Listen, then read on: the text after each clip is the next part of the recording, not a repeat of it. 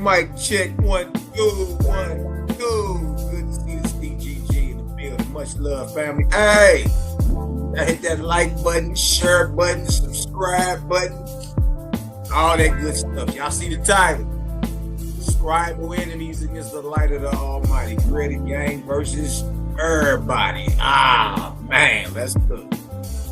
Y'all share this across y'all social media.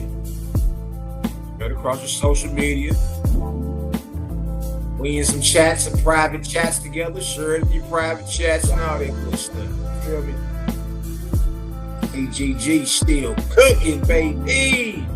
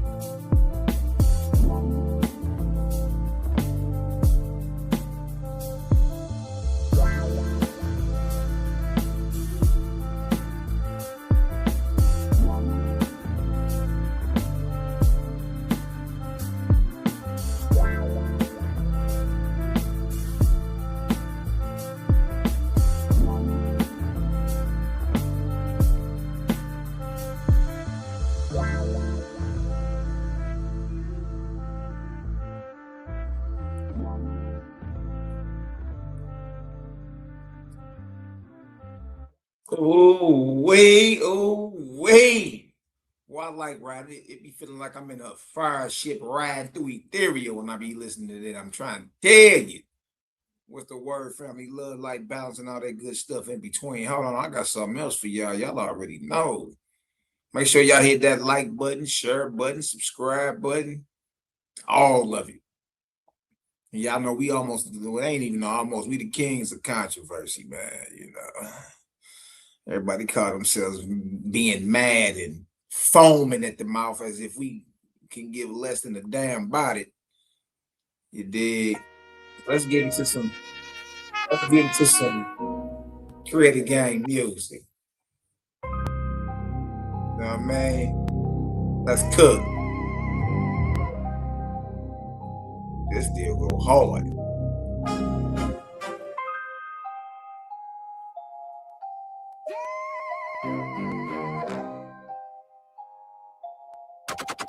Yeah. Taste prayer, hit the heavens when it's leaving the mouth. Wake up the old souls that been sleep on the couch. When you knowin' what you know and ain't no speaking in doubt. And when Jehovah get to show and raise a king from a cloud. Taste prayer, hit the heavens when it's leaving the mouth. Wake up the old souls that been sleep on the couch. When you knowin' what you know and ain't no speaking in doubt. And when Jehovah get to show and raise a king from a cloud. They pray deep where the pain don't hide. Down in the dirt where the hurt reside. He spoke one truth and the clouds slid wide, letting sun hit the block like a shift in the tide. They ask first, Father, make the unseen near, and the sky bow down just to make things clear. Teach me truth, let the pride disappear. Show me my flaws so the path steer clear. I seen broke hearts start breathing again. Seen doubts creep in when the spirit descend. When you call from the depth, ain't no falling back in. Jehovah raise you up, no Lord contends. Take away self, let the weakness confess. Turn a soul from the chaos to a place of rest. Seen a lost man stretch past the chains and the nets, cause the purpose stood firm under pressure and stress. Taste prayer, hit the heavens when it's leaving the mouth. Wake up the old souls that been sleep on the couch. When you knowin' what you know and ain't no speaking in doubt. And when Jehovah get to show and raise a king from a cloud. Taste prayer, hit the heavens when it's leaving the mouth. Wake up the old souls that been sleep on the couch. When you knowin' what you know and ain't no speaking in doubt. And when Jehovah get to show and raise a king from a cloud. I came from the low where the hurt sit deep, where the nights get long and the hope gets weak. But Tay's prayer hit, woke the pain out of sleep, made the whole hood feel what the wise ones speak. Make me strong in thee, and the chains fell down. Turn an unheard voice to a well-known sound. Fear is a thief, steady blocking your crown, but the truth punched through, knocked the lies to the ground. Light up the heart, ditch the self-made clout, make the inner man glow, cause he truly devout. Seen deep wounds close from the inside out, seen a man gain hope where he once had doubt. OSB gave game that the world don't teach, truth so complete you can feel it in speech. Every lesson a reminder why we push for the peak, and only putting words to action bring the goal in reach. Taste prayer, hit the heavens when it's leaving the mouth. Wake up the old souls that been sleep on the couch. When you knowin' what you know and ain't no speaking in doubt. And when Jehovah get to show and raise a king from a cloud. Taste prayer, hit the heavens when it's leaving the mouth. Wake up the old souls that been sleep on the couch. When you knowin' what you know and ain't no speaking in doubt. And when Jehovah get to show and raise a king from a cloud. Now the Cosmo and Era got the world on shift. Dark clouds take flight like Ethereum ships. Souls lost in the rifts and the messenger swift. Bearing orders from Jehovah on a heavenly writ. Tay walk first, so the pathway clear. Ask creator for the truth, no vanity near. Make me upright, Father, keep my vision sincere. Let the old world fade, bring the new world here. I seen hope stay warm in the season of cold. Seen faith carry man down a beaten road. I seen the spirit hold firm with a massive load. Seen man stand pat when the plan unfold. Every creed that we chant get intention now. Every seed that we plant seek ascension now. Let Jehovah in your heart, ain't no stressing you out. Releasing all the tension that's been pressing you down. Taste prayer, hit the heavens when it's leaving the mouth. Wake up those souls that been sleep on the couch. When you knowin' what you know and ain't no speaking in doubt. And when Jehovah get to show and raise a king from a cloud. Taste prayer, hit the heavens when it's leaving the mouth. Wake up those souls that been sleep on the couch. When you knowin' what you know and ain't no speaking in doubt. And when Jehovah get to show and raise a king from a cloud. It's me right here, boy.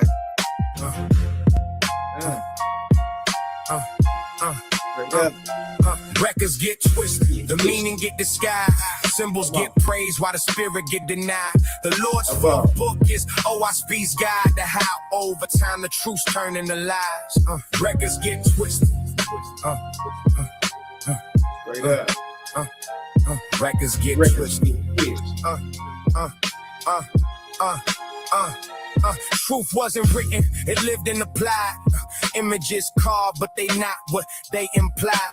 Copies get lifted and passed to the scribes, hands on the script, but it slowly run dry. Circles and lines held the truth they can't hide, pointing to the all but reduced to a sign. Told not to seek it, just stay and comply, but light get diminished the moment it's tied. Priests in the center, the people outside, words getting filtered before they even apply. Gatekeepers shaping what souls can't defy. Twist the truth in the text so the ego align. Nothing was said about looking inside. All of the noise outside keep the mind occupied.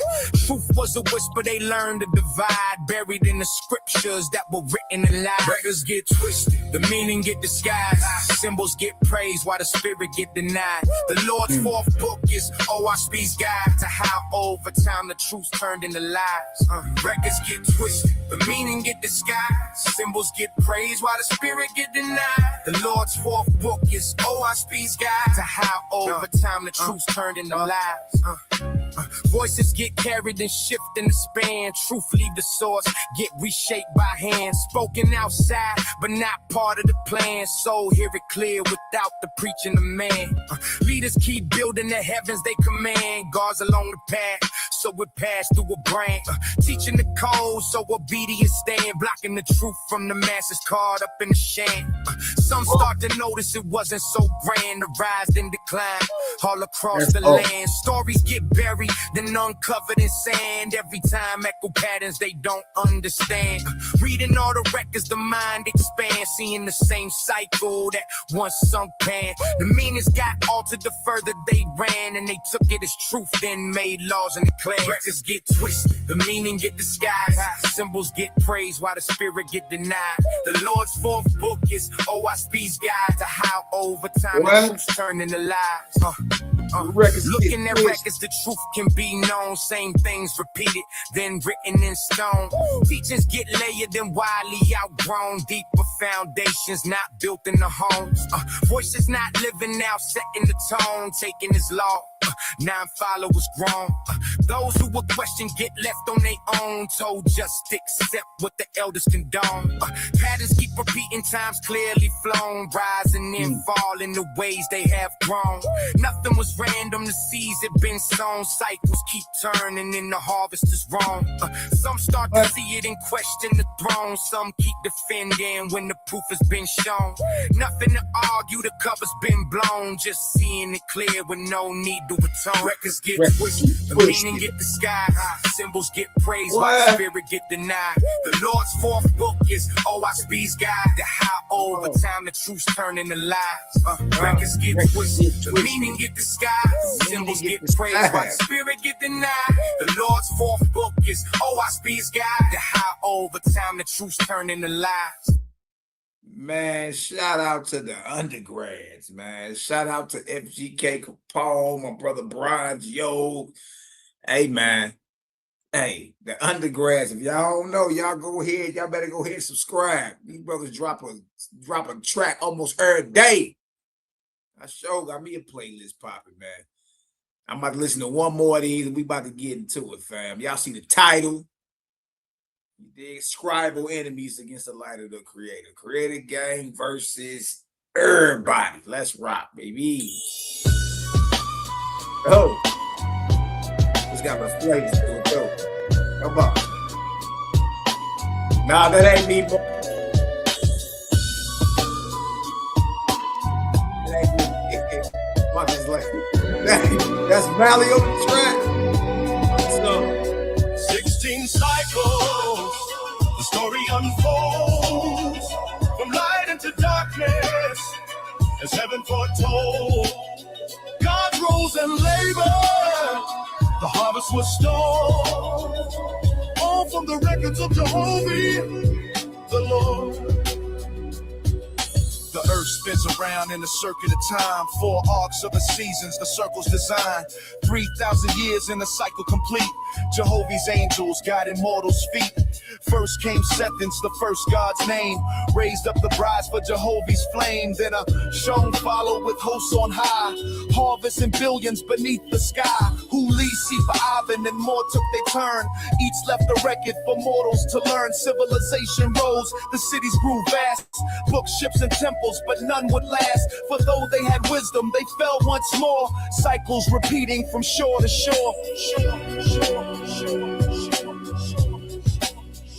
16 cycles, the story unfolds. From light into darkness, as heaven foretold. God rose and labored, the harvest was stored. All from the records of Jehovah, the Lord. The Ahims walk gentle, a spiritual race. Peace in their dwelling, Jehovah's grace. But the ground men rose with flesh as they crave. Drugs mixed in, and the Ahoms were made. Civilizations flourished and faded away. Man fell to beasts in a single day. Generations shortened, disease took hold. Cannibals roam where the prophets told. Neph cried out, the earth is in pain. 30,000 million spirits in chains. Darkness thick and the prayers unheard. Jehovah waited, restraining his word. Cycles of labor, harvest declined. Angels and mortals lost in kind. Till Jehovah spake from Ethiopian height, calling his chiefs to set the world right. 16 cycles, story unfolds. From light into darkness, as heaven foretold. God rose and labored, the harvest was stored. All from the records of Jehovah, the Lord. Council assembled in Sanaya's land. Millions of chiefs at Jehovah's hand. 16 redemptions, yet darkness remained. Too prolific the earth, her people profaned. Wagga the stronghold, Druze filled skies. Jehovah decreed the continent dies. Build ships, oh faithful, wherever you stand. For my flood shall cover the face of the land. The plains of Ogi, the temples of Ku. Cities of men swallowed under the blue. Screams of millions, the waters rise. Mortals descending, angels cry. Yet I rescue the lost in Aegean seas. Assign them teachers, bring them peace. The vineyard pruned, the cycles reset. Jehovah's word, remember, don't forget. 16 cycles, story unfolds. From light into darkness, as heaven foretold. God rose and labored, the harvest was stored. All from the records of Jehovah, the Lord. 16 cycles, story unfolds. From light into darkness, as heaven foretold. God rose and labored, the harvest was stored. All from the records of Jehovah, the Lord. No, man, stop playing with the game, man. Stop playing, stop playing. CGG is in the building. What's the word, family? Love, light, and all that good stuff in between. It's your little brother, Malaki Macabee. Scribal enemies against the light of the Almighty. Created game versus everybody. What's the word? Let me see who all up in the chat. I'm seeing y'all slide though. Getting her done. Shout out to my sister Global Purpose is in the building. What's the word, sis? Love, light, and all that good stuff in between. Shout out to the young Prince Cosmo, my brother young Judah Vaughn. What's the word, What's the word, brother? Love and light, bro. You did. Keep your foot on the neck of these false daddies. We ain't playing no games. No games with nobody. Shout out to my sister and my brother, Yadai El Yon, my sister Elisa Edwards in the building. What's the word, sis? Love and light to your family. Sister Tabitha's in the building. Keon Cooper. Much love. Love, y'all already know. All praises. Look, I be bow-legged in the shoulders trying to get back on with y'all. Amp status. Boy, sit down somewhere. What up, Taz? Minute out. How you be? How you be, brother? Love and light to you. Shout out to my brother Mayak. Had a chance to meet this brother in the flesh last week. Good brother, man. Good brother. You dig? We set out and kicked it for a couple hours. You know what I mean? He was passing through, reached out. You know what I mean? He took him around one of the elders, Jay Heezy. Shout out to Jay Heezy if he listening.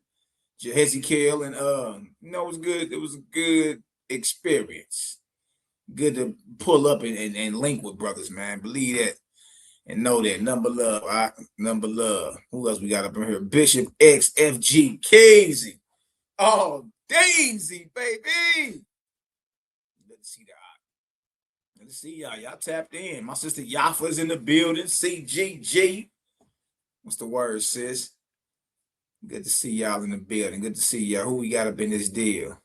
Is that my Ock Jerry the Nazarene? What's the word, Ock? How art thou? Love, light, balance, all that good stuff. All that good stuff to you and yours. We got Chieftain this Key in the building. Kimo Sabi in the building. Key La Olam Kaz Do in the building. What's the word, sis? How you be? How you be? Happy belated soul day to your star day. You dig? Shout out to all the nieces and nephews over that way. They've been traveling, you know, and look, the creator's head is definitely being around his people, man. Much love. Shout out to my brother Nine Lives, my brother Marcus out of Omaha, Nebraska. Stand up in the building. What's the word? Nah, that wasn't me. That wasn't me on there. Coming soon, though. Shout out to my brother Johnny James, same spot, Omaha, Nebraska. And y'all both do music. Y'all need the link, man. Y'all need the link. Shout out to David Long. Got a chance to talk to Dave this morning. He was up early morning starting fires. Or should I say that putting fires out, should I say. Much love, right? Much love. Who else we got up in here? I got my Ariak. Abaya Ariak, my brother. Had a chance to talk with this brother and C-Lot. We all was on the phone the other day, man. Great conversation. Much love to the fam, man. What's the word?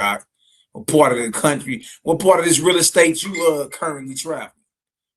What's the skinny? Shout out to Nazarene Sing Faith is in the building. What's the word, bro? Man, what's the skinny, man? What's going on, man?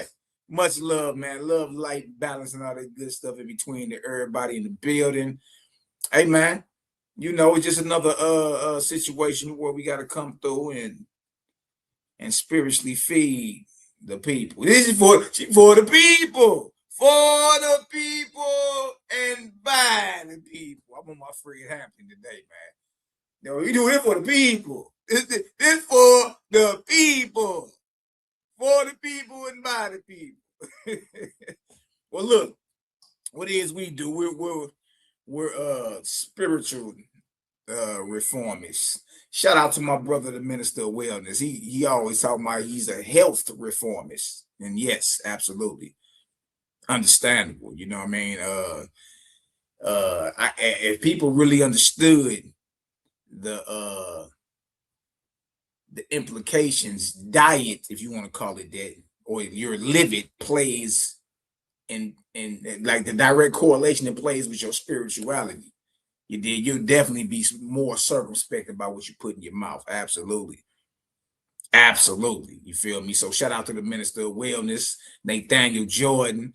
We're gonna share some of his stuff too, man. You know, hey, it's always good to support brothers when they doing a great and mighty work, man. You did, especially a brother that has made a clear distinction between who he called the monster God. Man, that is funny to me, boy. You dig? And the monster God versus the creator, or the creator versus all the false makeshift pump faking deities. Yeah, once a brother start making or a sister start making a distinction between who they talking about versus who you talking about, yeah, you know, it's blood in the water. It don't went sideways. That brother's no longer confused. You can't confuse him by licking your fingers and flipping to a certain page in any book and say, see, it says right here. We know you millie mouth devotees can read. That's not what we talking about. We know you. We know you know your ABCs and 1, 2, 3. That's not what we talking about. We're talking about the character of who you calling the Most High. The behavior. That's what we talking about.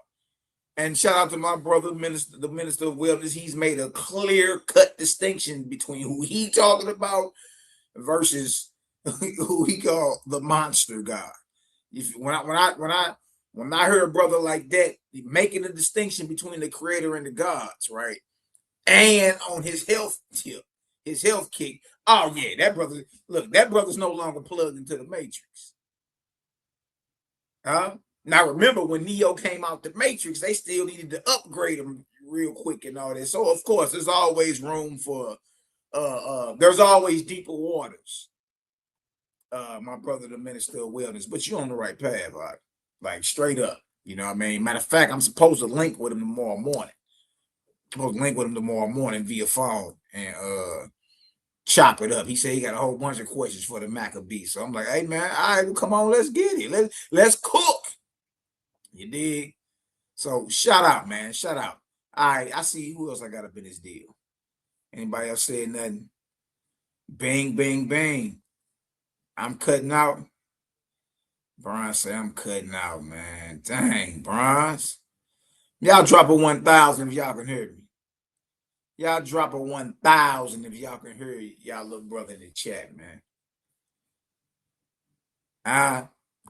Y'all drop a 1,000 while I do this real quick. Hold on. I ain't choppy. Am I choppy a little taste? Am I choppy a little taste? Let me know. All right. Stop.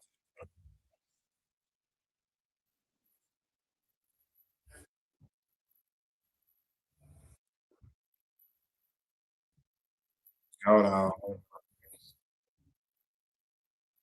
Hold on. Let me make sure y'all can see what's going zones. All right, we good. Okay. We good. Brian's at the gym. He must have dropped a dumbbell or something. Something about I'm cutting out. Brian, you going off, man. What's wrong with you? That's my brother Bronze. All right, here. Let's show this real quick. What's that? 3218. This brother's doing a major work, man. I got to keep it always solid. His brother's doing a major lead work, and you feel me? Even when you read the book of Jehovah's Kingdom on Earth, you know, in Owaspy, it's the last book in Owaspy. Building the kingdom starts with gathering the orphans. Flat out. You dig? So I'm like, look at it. Then if you trip off his food drives, you know, there's a whole bunch of charities out here, Catholic charities, you know, St. Catherine's and St. Vincent's and all these different little charities or whatever, right? And when they do give away free food, it be ham sandwiches and you know what I mean? Like you do realize this man feeding thousands of people a month, and all the food that he's feeding them is plant-based. Like, so you're dealing with the only food drive in the world.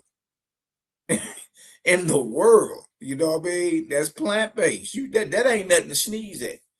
Because anybody, like any charity, can give away free food. But what are they giving you? They're giving you an animal to chew on.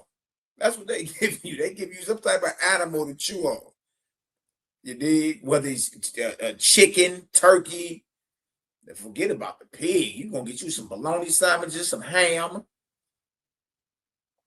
This brother really has the only one I know of. The only charity in the world that when they do a food drive, it's all plant-based.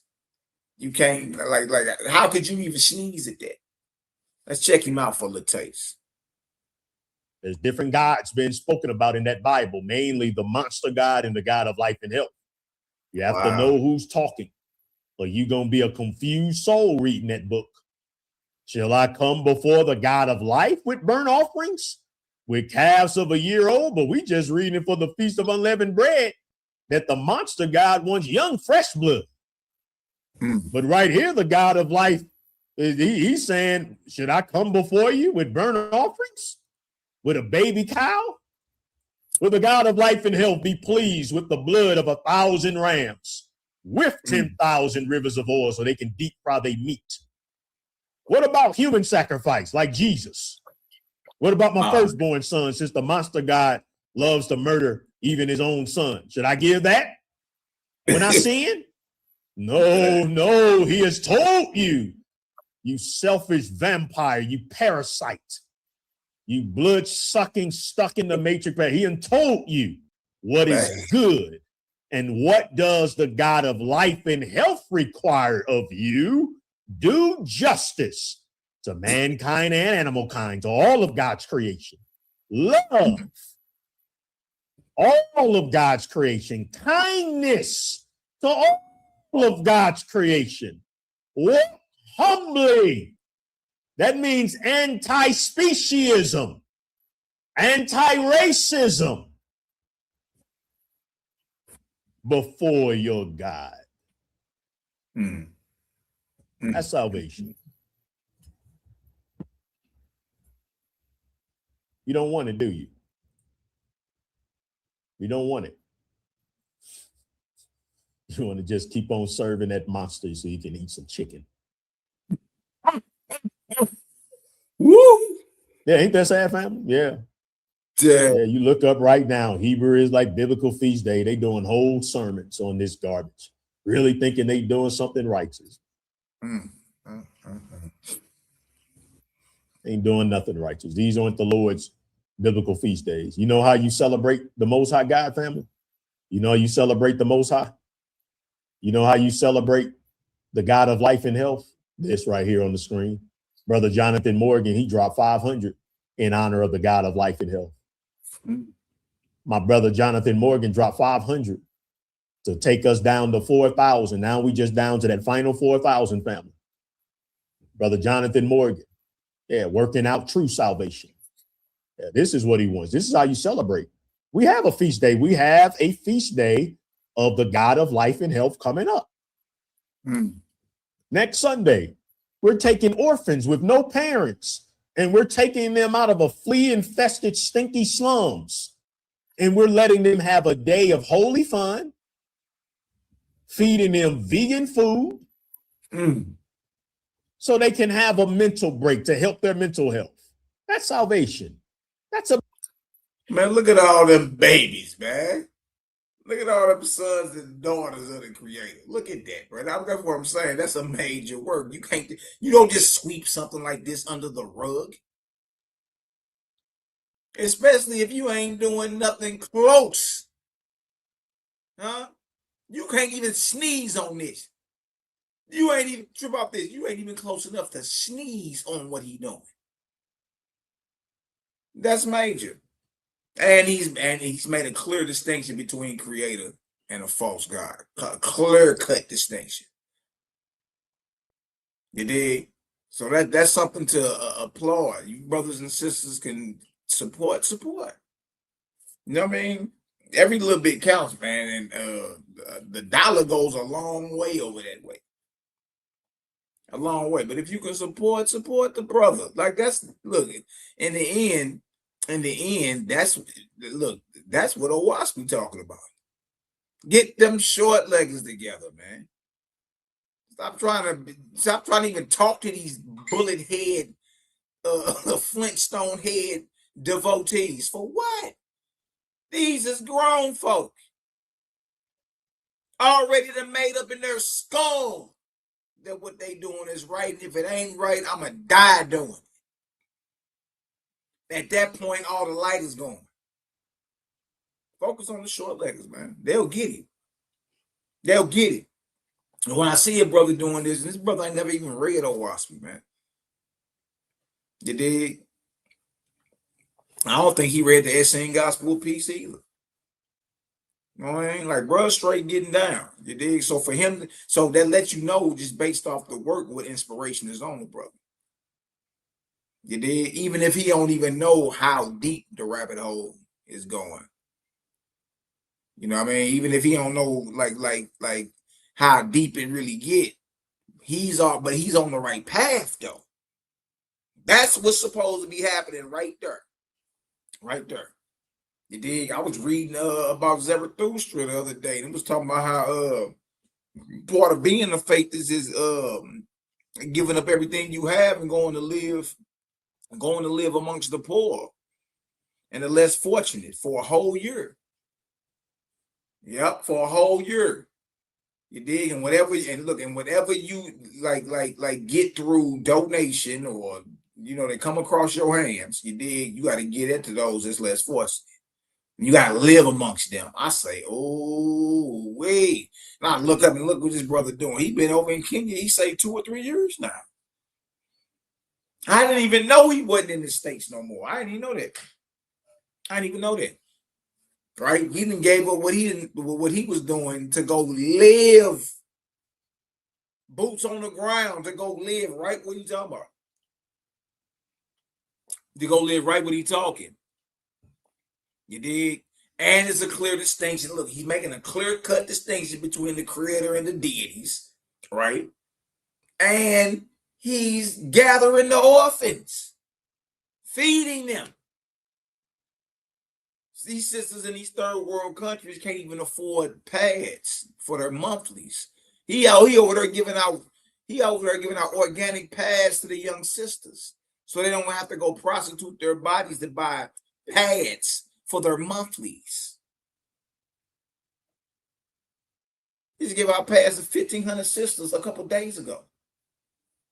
This brother feeding thousands a month. That look straight up. So we ain't got to do no guesswork for those of us that's on the higher light. We already know what inspiration is on this brother. So y'all reach out, man. Salute this brother. Encourage him. You understand? You dig? And if you got any tools infused or spur, go ahead and send it to him. What you about to do? Go piss it away? What you about to go do? You dig? You might as well go ahead and put that towards something righteous, man. You dig? It'll go a long, long way. Salute to the brother. Let's look what else is brother talking about. Hold on. That's a feast day. Hallelujah. We had a feast day yesterday. I went and I passed out organic sanitary pads to over 1,000 girls living in the slums. That's a feast day. See, we have a feast day the first Sabbath day of every single month. We feed 10,000 children. Our next feast day is coming up in 2 weeks. This is it. Look at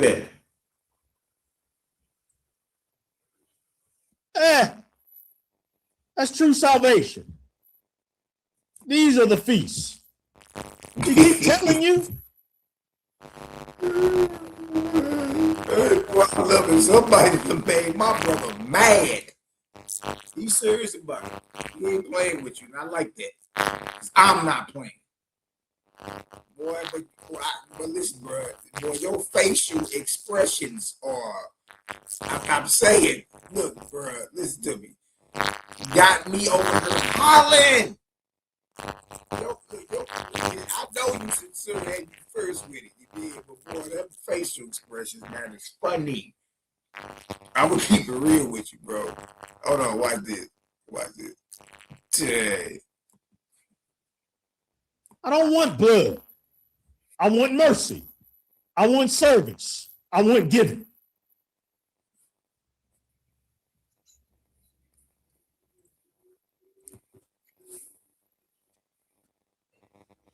Let's go back. Thank you, Brother Jonathan Morgan. So we have $4,000. Brother Jonathan Morgan, I woke up and saw that our first offering for today on the Sabbath day. All of you tuning in, if you haven't given, we're now at 4,000 left. We have to get the rest of that in. I've been announcing this since the beginning of the year. I have to turn it in on Monday, time of celebration. This is how you honor and celebrate. I know, and the Most High knows. Anybody want to be acknowledged for walking the path of true salvation before I close by giving to help us? We're now at 3,850 that we need to make up by Monday. Any $1,000 Seed of Life sponsors, $500 that want to step forward. This is for our children.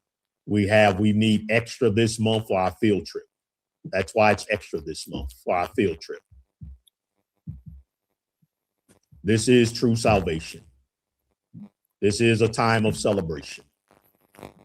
This is how you honor and celebrate the Most High. This is the footage. I'll take meticulous footage. We have 200 orphans at our 2 different children homes. And always, it's actually a compliment to the ministry whenever people say, oh man, the orphans, they look like they dress nice. Our babies on screen. Wow, they dress nice, minister. Yeah, that's because I've been taking care of them for 2 years. What you think? I'm going to sit here and have my children looking like bums? I mean, we do our best. Going it up, me and the Simmons, brother, sister Simmons, yeah. We going to make sure they look right. Yeah, this is what we buy them. These are our children, and we take care of them to the best of our ability. That's why we need that 4,000 every 20th of every month. Really, we need more because we have 2 children's home now. But then we decided that 3 times a year when they're out of school, let's send them on a field trip. And let's partner with the only vegan restaurant. This is our African Hebrew Israelite Nazarene brother. This is true Israel right here, singing and dancing with the children. He's a devout vegan. Nazarene, no blood sacrifice. Yeah, we decided to give them a good time. That comes at an extra cost. But come on, family, how much money we wasted at the Church of Satan? God, the Most High don't want to hear no excuses. Do the best you can. So that is where we're at today. I'm not happy with that because that only gives us 2 days.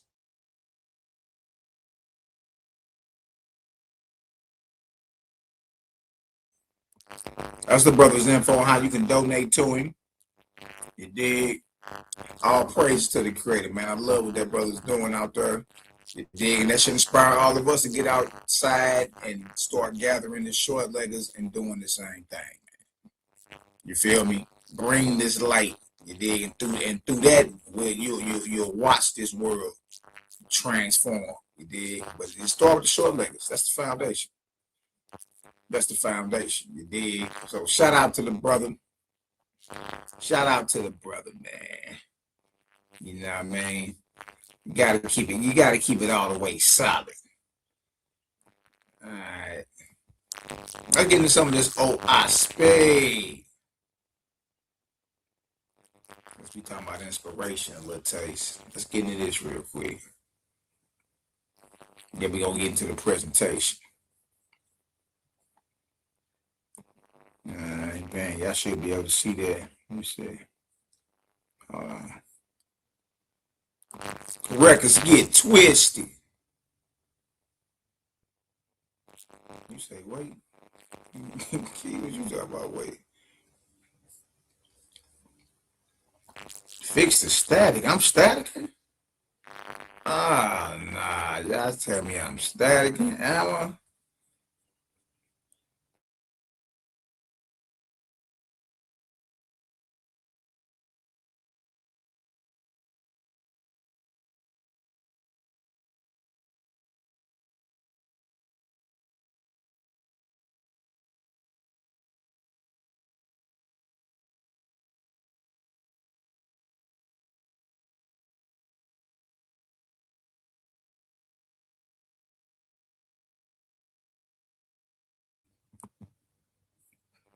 And they said I'm static. Dang, what the hell is going on?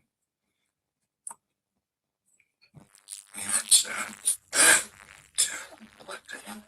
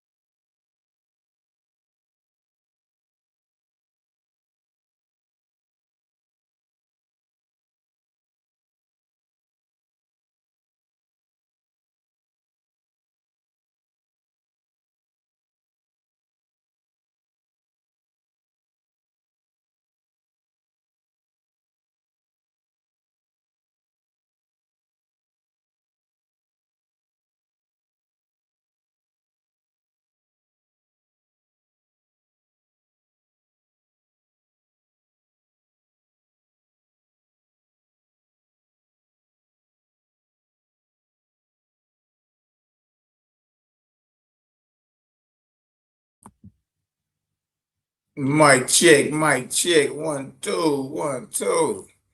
Still static, huh? Let me see if I can. Yeah, got it.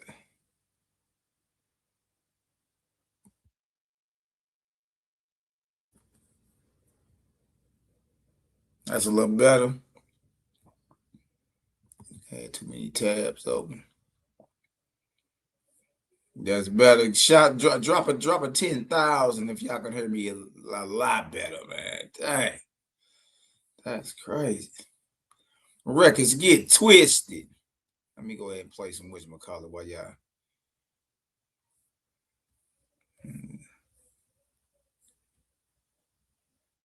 But then where all my tabs at? See, that's crazy. Okay, we good. I gotta go back and pull my stuff up now. Hold on. How does that work?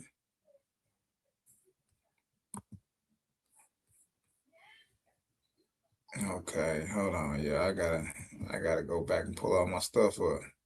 Here, let me play some music while y'all wait. All right, how about we do that first? We do that real quick. Yeah, I ended up closing that deal down.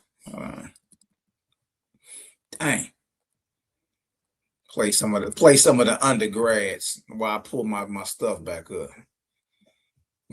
That's crazy. Give me 1 second, family. Records get twisted. Yeah, I think that one thing pulled up, man. And we're gonna play some undergrads real quick. Creative game music. Pause there. I'm gonna do that. Okay, y'all can hear it. All right, bet. All right, hear it. But I gotta pull my documents and stuff back up. So I'm gonna let this ride for a quick second while I pull everything up, y'all. And then let's get it. Y'all already know how we get on. And hear the mighty cuddle. Let's get it done.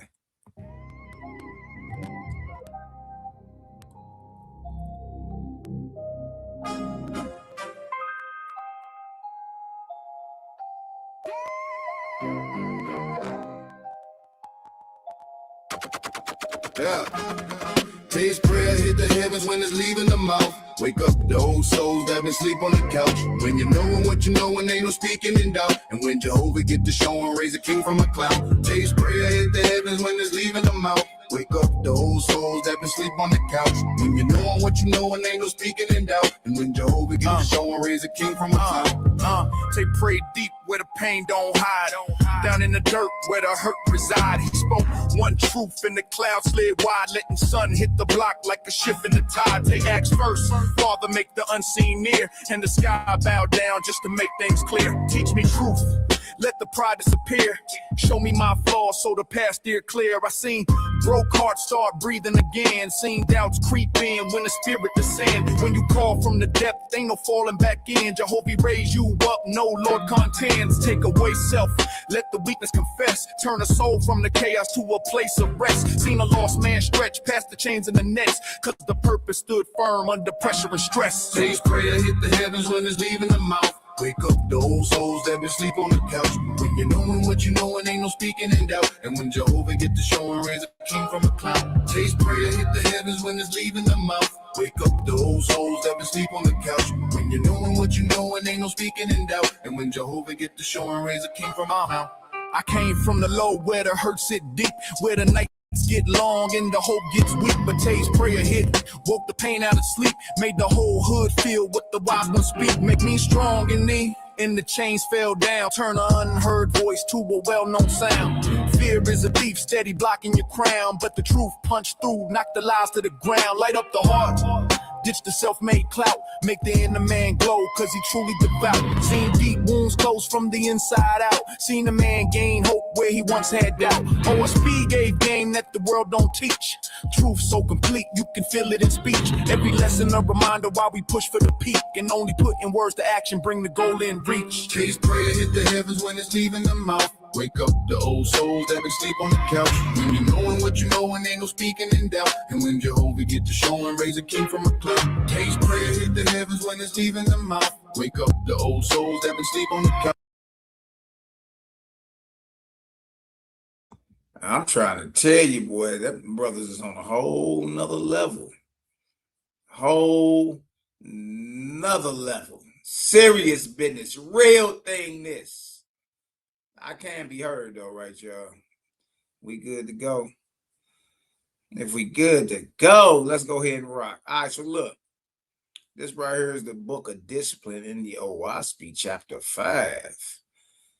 All right, OWASP means sky, earth, and spirit. OWASP. Very great and detailed read, if you ask me. My opinion, you know what I mean? It ain't like it matters. But, you know, if you ask me, hey, pretty deep read.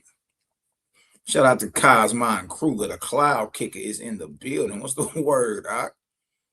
What's the word, boy? He was over there punching on something yesterday. I'm like, man, oh man. Boy, you know they ain't ready for that pre-dynastic Egypt, boy, with the scorpion and my God. I said, Carl, boy, it's almost like you walked them right into that, boy. Right into that. I said, boy, they ain't see it coming. You know what I mean? That's right, Cowboy. Keep cooking. Shout out to Iris Stevens. Iris. What's the word, sis? How you be? Jimmy in the building. I see y'all. All right. Well, look at this right here. Chapter 5, Book of Discipline. Chapter 5, Book of Discipline. OWASP. God shows how. His methodology. How mortals may attain inspiration from the Creator or Jehovah and from the angels of the second resurrection. Check this out.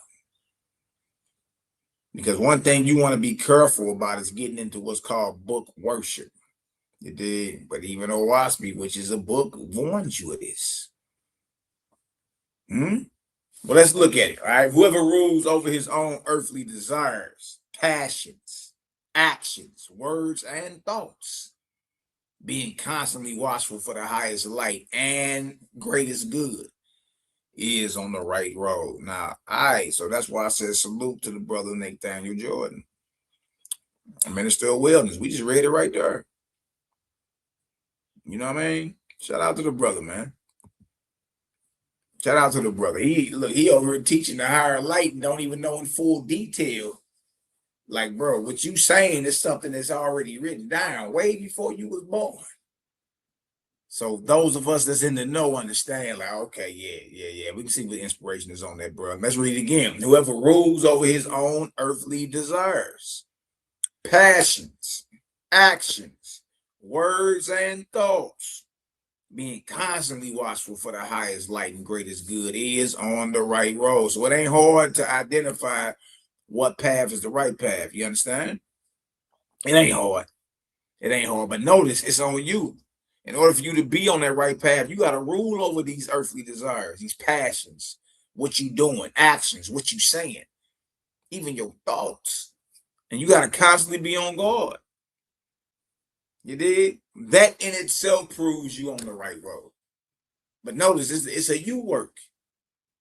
All right? You got to be on guard, looking for that, watchful for the highest light. You got to be the one ruling over your earthly desires and passions, because we all got them. We all got them, whether it be eating or whether it be some loin warfare. The bro used to say pelvises collide in mid-air. Yeah, we all have, man, yeah.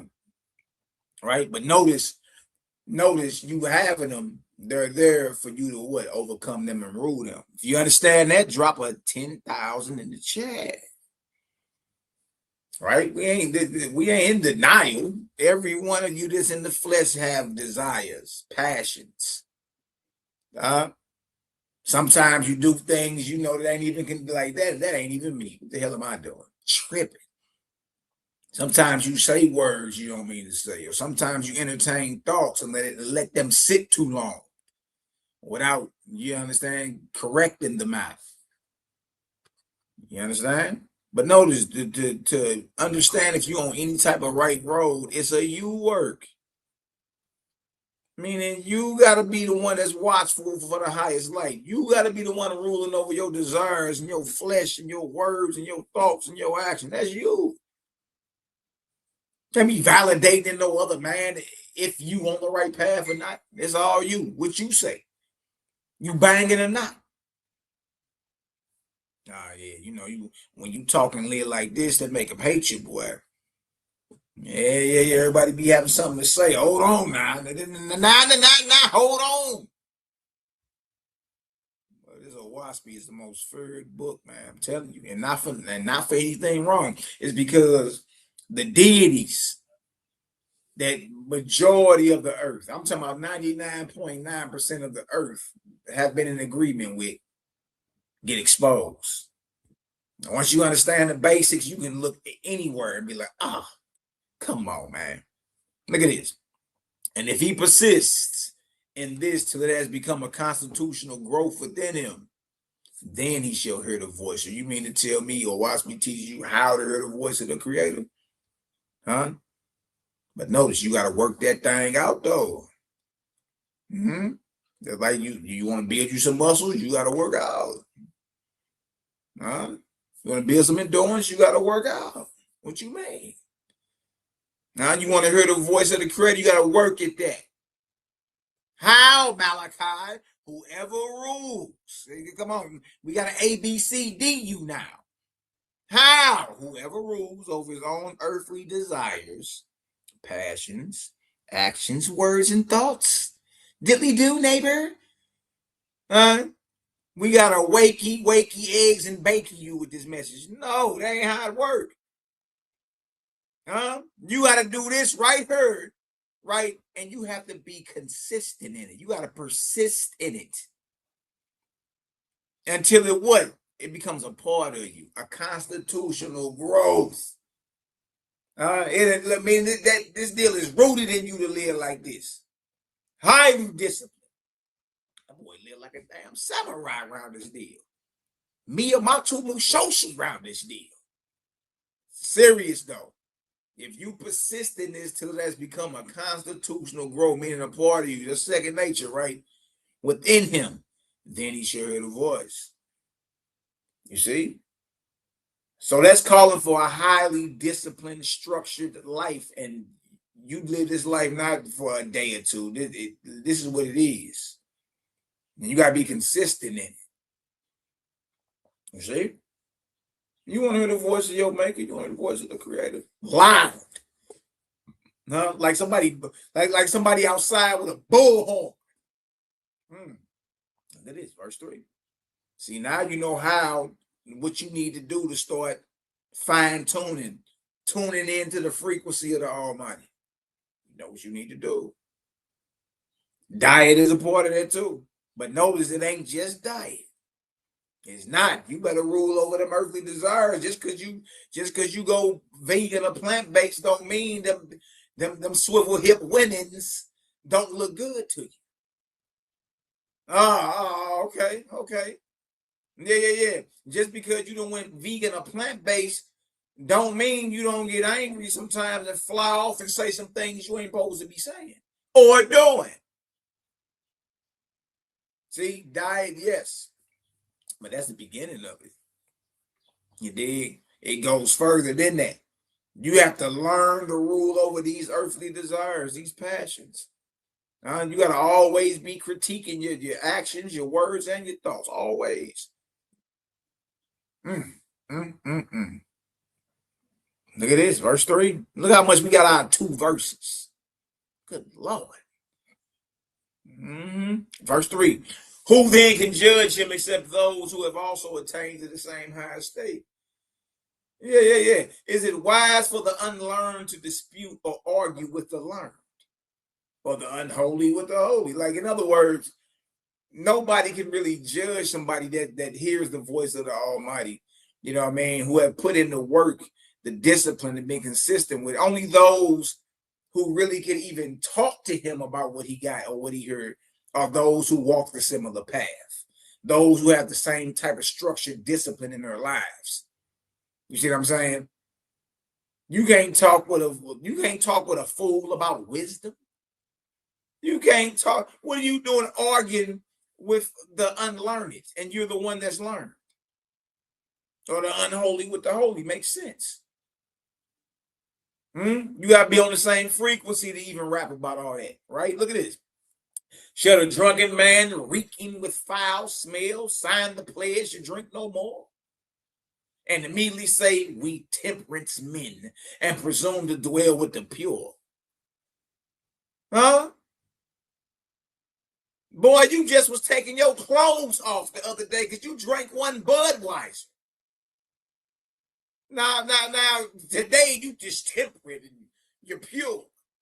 Look, it don't work like that. There has to be a constitutional growth. All right, and it only comes through discipline, y'all. You got to discipline yourself. You got to make up your mind. I roll with the Creator. That's just what it is. Huh? Look at this, verse 5. I say to you, till that man is purified. See? I say to you, till that man is purified and grown to be constitutionally temperate, he is not temperate. I mean, this whole, biblically speaking, is being born again. It's a process. You got to go through many trials. Many temptations got to come your way. You got to pass that. It has to become a part of you, a constitutional growth. So that takes time. If that ain't happening, no, that ain't what it is. Look at that. Look at this. Consider then the seers and prophets who heard the angels, whether they have grown constitutionally to be one with purity, wisdom and goodness. For this is required, for this purity, wisdom and goodness, and the purity definitely starts with your diet, with you throwing down your throat, definitely. For this is required of those who presume to hear me and my holy ones, and having attained to this, who except those who have attained to the same can judge them. Exactly. You got to be tuned into the right frequency to even rap with me about what this is. Look at this. Shall a man ask a magician regarding the inspiration of the prophets of your God? Or the angels of the first resurrection be consulted as to their opinions of my revelations, and their words taken for truth without substantiation? Let all things, hold on. Look at this. Let all things be proved or supported by corresponding testimony, known to be true. As the holy man perceives how things should be in the heavens above, so they are. The unholy man sees heavenly things only dimly. He binds himself in ancient revelations, which have become what? Corrupted. Dang, and these are the unholy men. But notice, they're bound in revelations, ancient revelations, which have become corrupted. Look at this, verse 10. The Creator, Jehovah, is as near this day as in the time of the ancients. So the Creator today is as near to you as he was to the ancient men and women of old. You see that? Look at that. Jehovah is as near this day as in the time of the ancients. Put yourself in order. Discipline yourself. Purity, wisdom, goodness. All right? Discipline yourself. Jehovah is as near this day as in the time of the ancients. Put yourself in order. Becoming one with him. And no book is so easily read as his created universe. Y'all know what that means?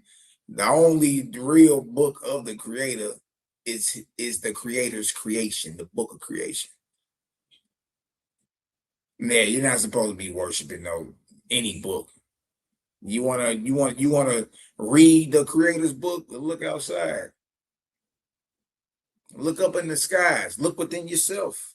You're part of creation too. Study creation. It tells you everything you need to know about your Creator. So the creator or Waspy is telling you, look, we ain't tripping off none of that. You dig? There is no book is so easily read as his created universe.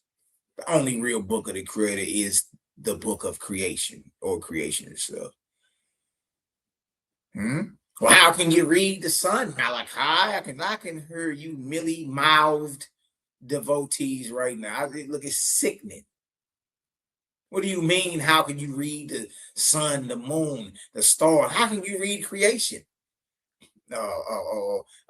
Silly you, huh? Now you think reading is just putting an A and a B together and a C and a D together, sounding them out, huh? And then forming words and sentences. No. Reading is taking in information by observation. You observing. Oh, okay, that's how that functions. That's how that works. Look, most of y'all know. Look, when say you go out somewhere and you walk into a room, you read the room, don't you? Now, don't you feel what type of spirits is up in here? Should I be in here? Should I not be here? Matter of fact, it's time to go. You taking information by observation every second of your life. You see? So you're bringing in information through what you observe. That's what reading is, right? And there is no book is so easily read as his created universe. So study creation to learn about your creator. If y'all understand that, drop a 9,000 in the chat. This is easy. Look at it. Inspiration does what? Hold on. Inspiration comes less by books than by what the creator wrote. His words. Read him and his works. Read him and his works. Frame your speech and your thoughts for him. He will answer you in your own behavior and in the happiness of your soul. The book of creation is what you need to be reading. Now, if you want to ask me my opinion about which spine-bound book, shout out to Duro Cosmo, which spine-bound book currently in today's time has the highest light, I'm going to tell you Owaspy all day. And that's because I've read majority of what everybody read. And if you compare and contrast, ain't nothing even messing with, to be honest with you. Nothing. You did. But it's still a spine-bound book, though. I don't worship Owaspy. I don't worship John Newbro. We only bring him up we only talk about him when y'all bring him up.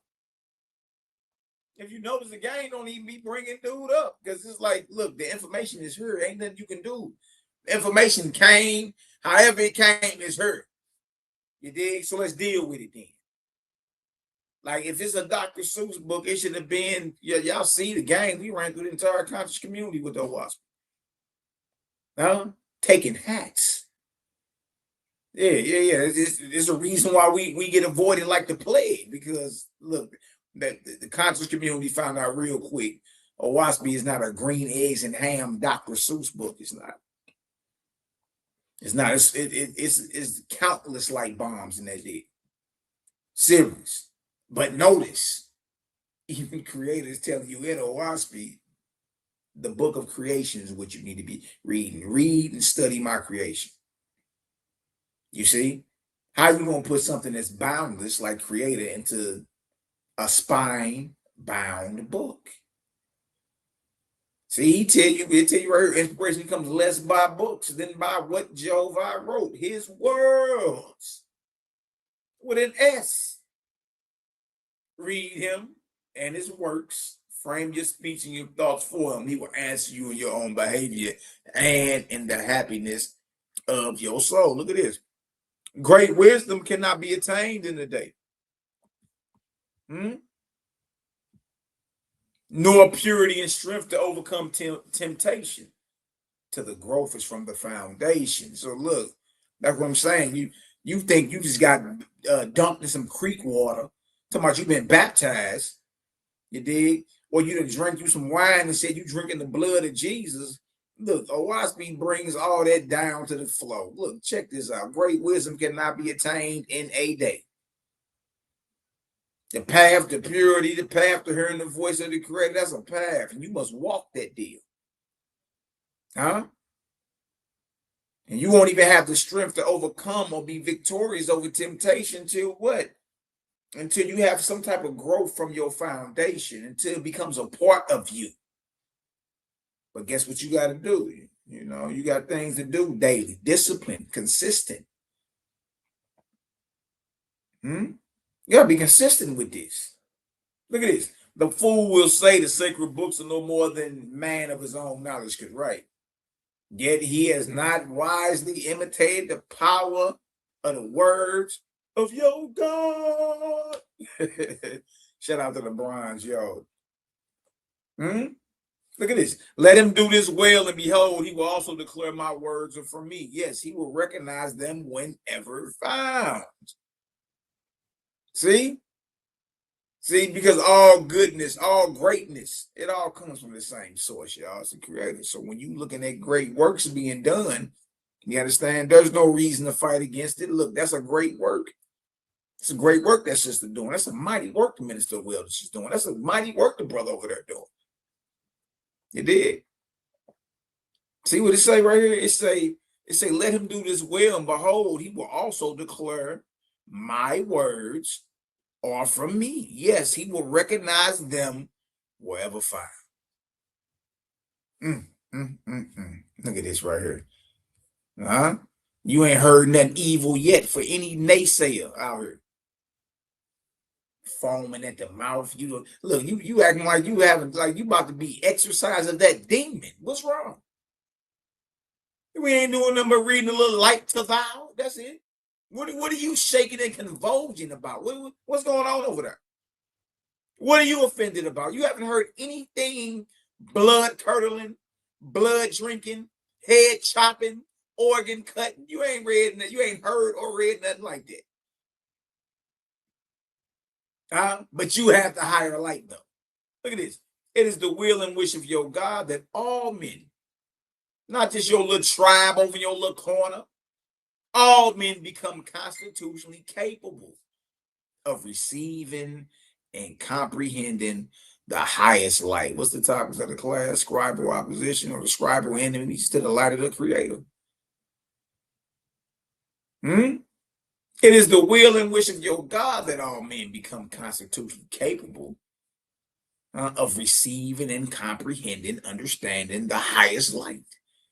And that they shall no longer depend upon any priest, church, oracle, holy book, or upon consulting the spirits. That remove everything that majority of the spiritual world do off the table. Off the table.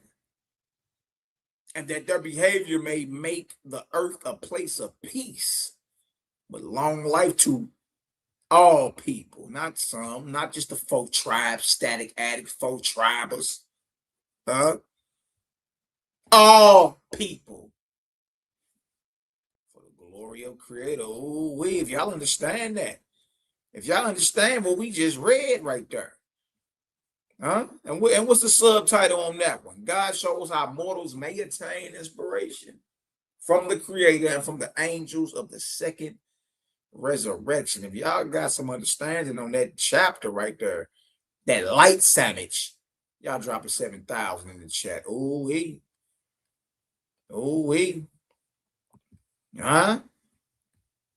go to this book of inspiration. Little taste.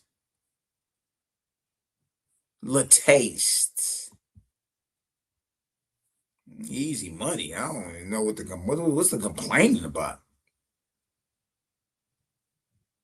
You know what I mean? What's all the, you know what I mean? Millie mouthing. What's all the what everybody mad about? Oh, wait. I see y'all in the chat, man. Shout out to everybody entering in. Indeed. Man, we just over here feasting a little taste. We over here feasting a little taste. Let's get into this book of inspiration, chapter 8. Just a little taste. Look at this. Although all inspiration goes directly from me to all the living, yet I also created man susceptible to indirect inspiration from all my creations. Okay. Okay, so all inspiration goes directly from creator to all the living.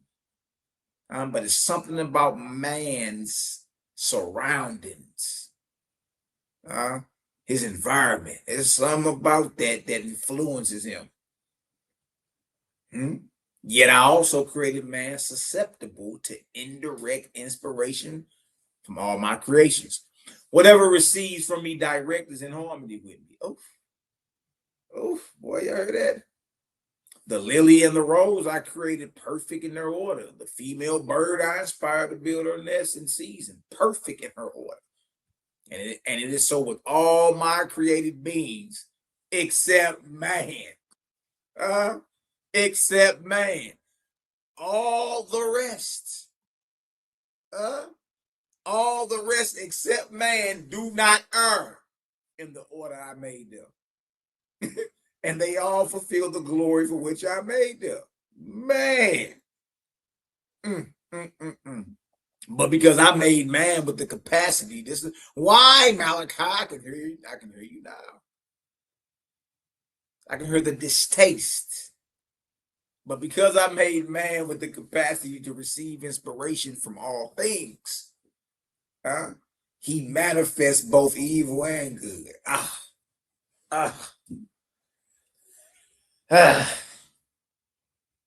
Dang. But there's a reason, right? Remember, this is a how. This ain't, it gets a lot into methodology. Dig. And it's a guidebook to the spirit world. I mean, you don't gotta run with it. You can say the hell with it, like most people do. But if you're listening, then guess what? At least you aware. You may not like it now, but at least we all got a date with death. We all got to cross that threshold. You did? But will you flinch when the time comes? You see? Will you flinch when the time comes? You get real, right? But we all headed that way.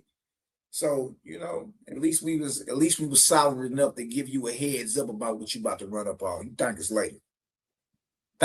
Like, dang, bro, them was talking about that. Dang, sis and them was talking about that. Okay, dang.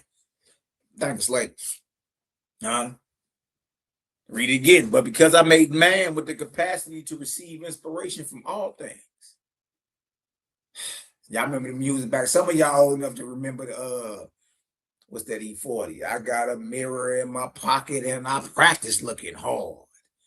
Right before I go to bed, I make sure that my mirror, I got a mirror in my pocket and I practice looking hard. Man was made with the capacity to receive inspiration from all things. Why you think the television programming and the radio programming and social media is so influential? The power that be, understand, man was made with the capacity to receive inspiration from everything. You put it in front of him, he gonna try to mimic that. He manifests both evil and good according to his birth and surroundings. So is man good or bad? Dang, dog, that's crazy, son.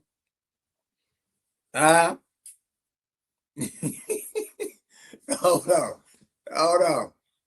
Look at this. Nevertheless, I created man with the capacity to what? Understand this also. Comprehend this. For so I designed him from the start to work what? To work his way up to the Godhead. Understanding all below him. There's always a methodology to what the creator is doing. There's always a reasoning behind it too. It'd be cold. It'd be like, oh, you put us through all that so we can become God. The Godhead, right? Because there's a difference between the creator, the God maker, and God. God is just another creation of the creator. God is just a one-time man, a title and rank of an angel that crossed over and rose to the rank of a God. That's why when you read stories in the Bible, Jacob wrestling with a man that he later called God. Now, you talking about the God of Abraham, Isaac, and Jacob, right? Well, he ain't calling nobody else God but his God. So Jacob wrestled with a man, in Genesis 32, who he called God later on in that chapter, and who later the prophet Hosea called an angel. You dig? So you be scratching your head like, dang, God, okay, man, angel. Wasby reveals that's because God, angel, and man are the same thing. Yeah, it's just different degrees of density, like water, ice, and vapor. It's the same thing as a one-time living mortal, man. You see, even the Bible say, what, you are all gods, but you shall die like men. You ain't becoming no type of God. You got to die to become God. Dang, son. Dang. So you were made and designed in a way because the end result is for you to work your way up to the Godhead. And how could you sit as God if you never went through anything that mortals go through? How could you inspire them to righteousness? You know what I mean? As a son of the Creator, how could you sit as a God that the Creator crowned as God, right? And how could you ever inspire those below you if you ain't never went through what they went through? How? Oh, there's a reason, right? Look at this. Look what it say. And I sent my angels to man. Oh, wait. And I sent my angels to man, teaching him how. See, we dealing with methodology. How? Some people so stuck on Bible, you be trying to, show them how to navigate through the murky waters. Well, brother, how do we know what we reading is right? How can we trust any of it? And you get real, you get real kindergarten in spirit. You dig? When you realize there's more discipline into reading the Bible. There's a higher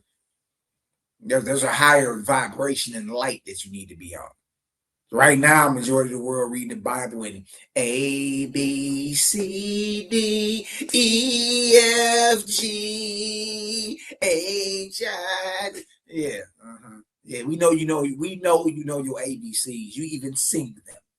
We know. You dig?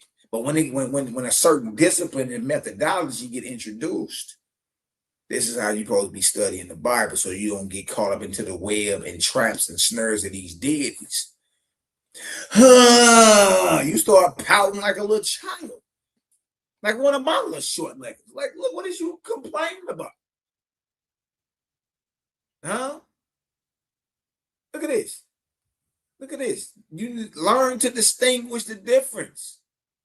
Everybody a spiritual guru now, right? Everybody's spiritual, and you done got your third eye decalcified, your pineal gland. You've been taking pink Himalayan sea salt, and you've been doing everything you supposed to been doing, wearing jewelry and stones and crystals and all that, but you ain't been taught how to distinguish, how to know what type of inspiration is on you and others. See, you ain't got the basics, and you running around here like the groovy guru. Stop it. Stop it. So let's get some understanding about what this is. And I sent my angels to man, teaching him how to distinguish the difference in the inspirations upon him, so that he could govern himself accordingly. You see that? You see that? The how. So you're going to learn how to govern yourself accordingly. Yeah, because every type of temptation going to skip across your plate. Yes. Yes, there's probably thousands of inspirations that come across your mind, going to skip across your plate every day. And forget about when you sleep. Stop it. And sometimes we entertain the wrong things. We don't even be like, oh, no, I don't even agree with that. Nah, you got to keep moving. Nah, that ain't what it is. I've been commanded not to kill. Nah, I'm not about to do that. She over there. Nah. You just, sir, yes, sir. You done turned into a robot because you can lick your fingers and read it somewhere. So if the message is outright satanic, and blood curdling, because you can lick your fingers and find it written somewhere, such as Bible or Quran, you figure, hey, you know what I mean? Fair game.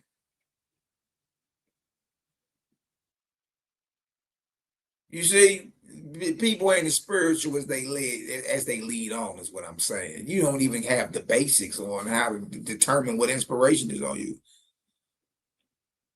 You just saying I read it and I believe everything in it, and that's what I'm gonna do. These false ass gods got you right where they want to have you. Got us enough.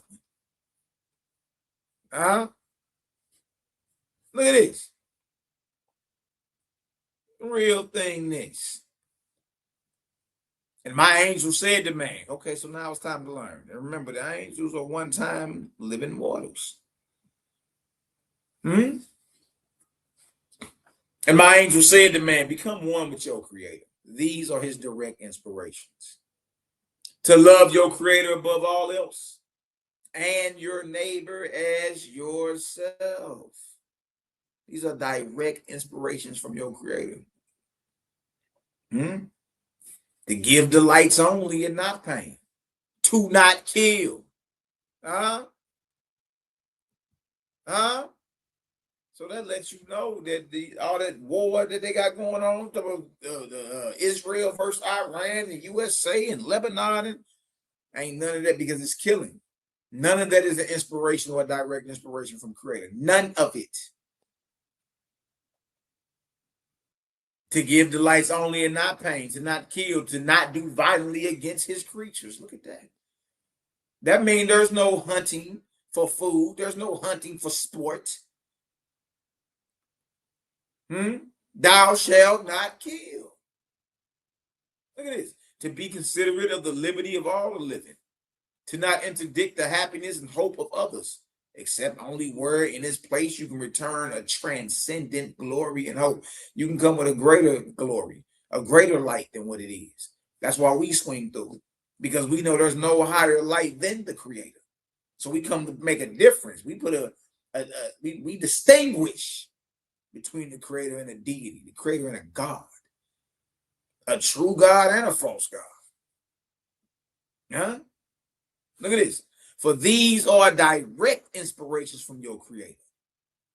But these are your evil inspirations, oh man. These come from your birth and surroundings, formerly called Satan. So that the evil inspirations do not come from the Creator. But in Bible it says, I form the light and create darkness. I do good and I do evil. I, the Lord, do all these things. Shall there be evil in the city, and the Lord hath not done it? Now, see, the Creator don't do evil. If y'all understand that, drop a 7,000 in the chat. That's easy work. See, we don't put curses. Oh, the Creator cursed us. Nah, that was a false god too. Trick no good. Creator don't curse. Creator don't curse. The worst type of bondage ever. It had your women raped and your men hung and castrated and butt broke. Nah. That ain't got nothing to do with Creator. If you really knew how much of a scam these false gods have played on humanity, you understand why brothers like myself, I'm tripping. Brothers like Cosmon Cal, Prince Cosmon, Sila Shalom, Daryl Cosmon, Bronze Yoke, my brother Dreadful Cosmon, and many others of us. Why Creator get like we be, look, we tripping. You dig? And I don't even blame you, brothers and sisters. You dig? You just don't know. You just don't know. You dig? The only problem we have is when you try to get in the way. Look, move the hell out the way. Just move. Go over there real quick. And let us let us go ahead and unleash this light. You feel me? And melt these deities. But these are your evil inspirations.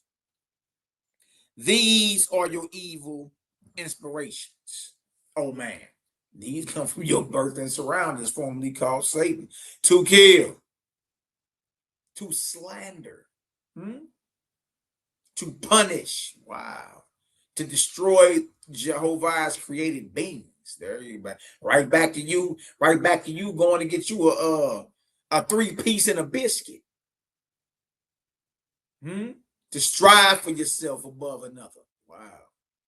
To gratify your flesh at the expense of purity or wisdom. Oof. Oof. That's the boy. Hey. The real spiel. To be false to Jehovah. To be false to yourself. Dang. To speak falsely. To covet another's. Watch this, boy. Fellas.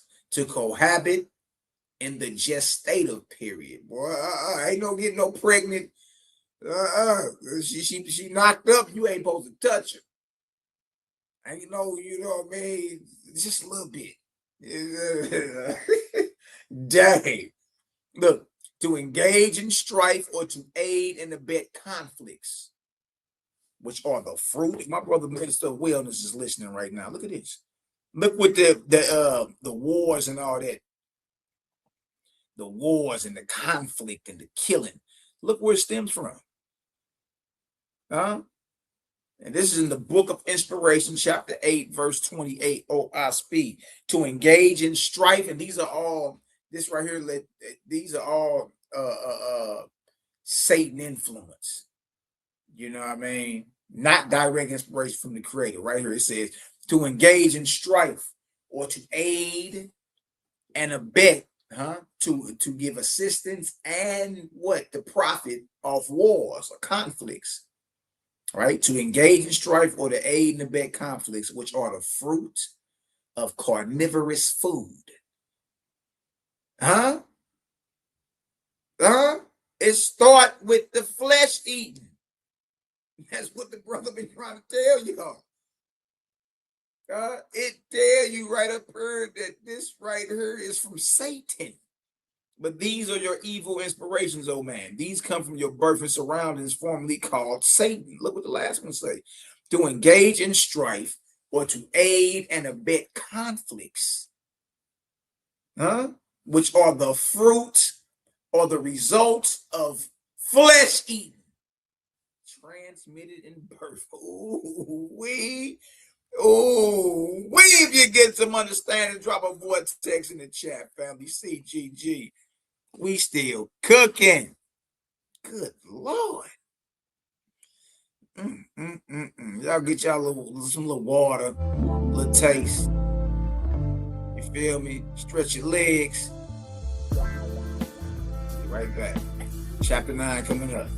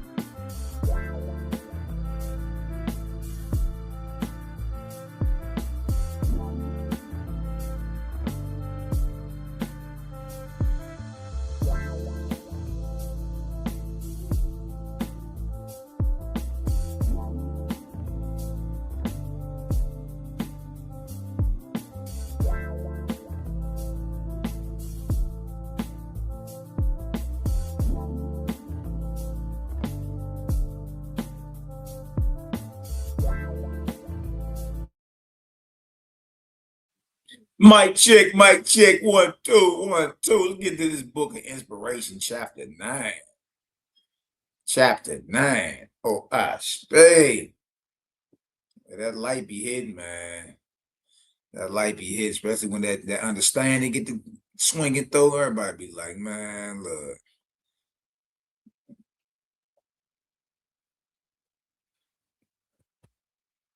Yes. Is that my cousin? That may be my cousin. Says, is that you, boy? That may be Big Cuz. I think that may be Big Cuz. Tap in with me, cuz. You already know, man. You already know. If that ain't you, then from charge it to my head and my heart. Mine's on the way in the mail.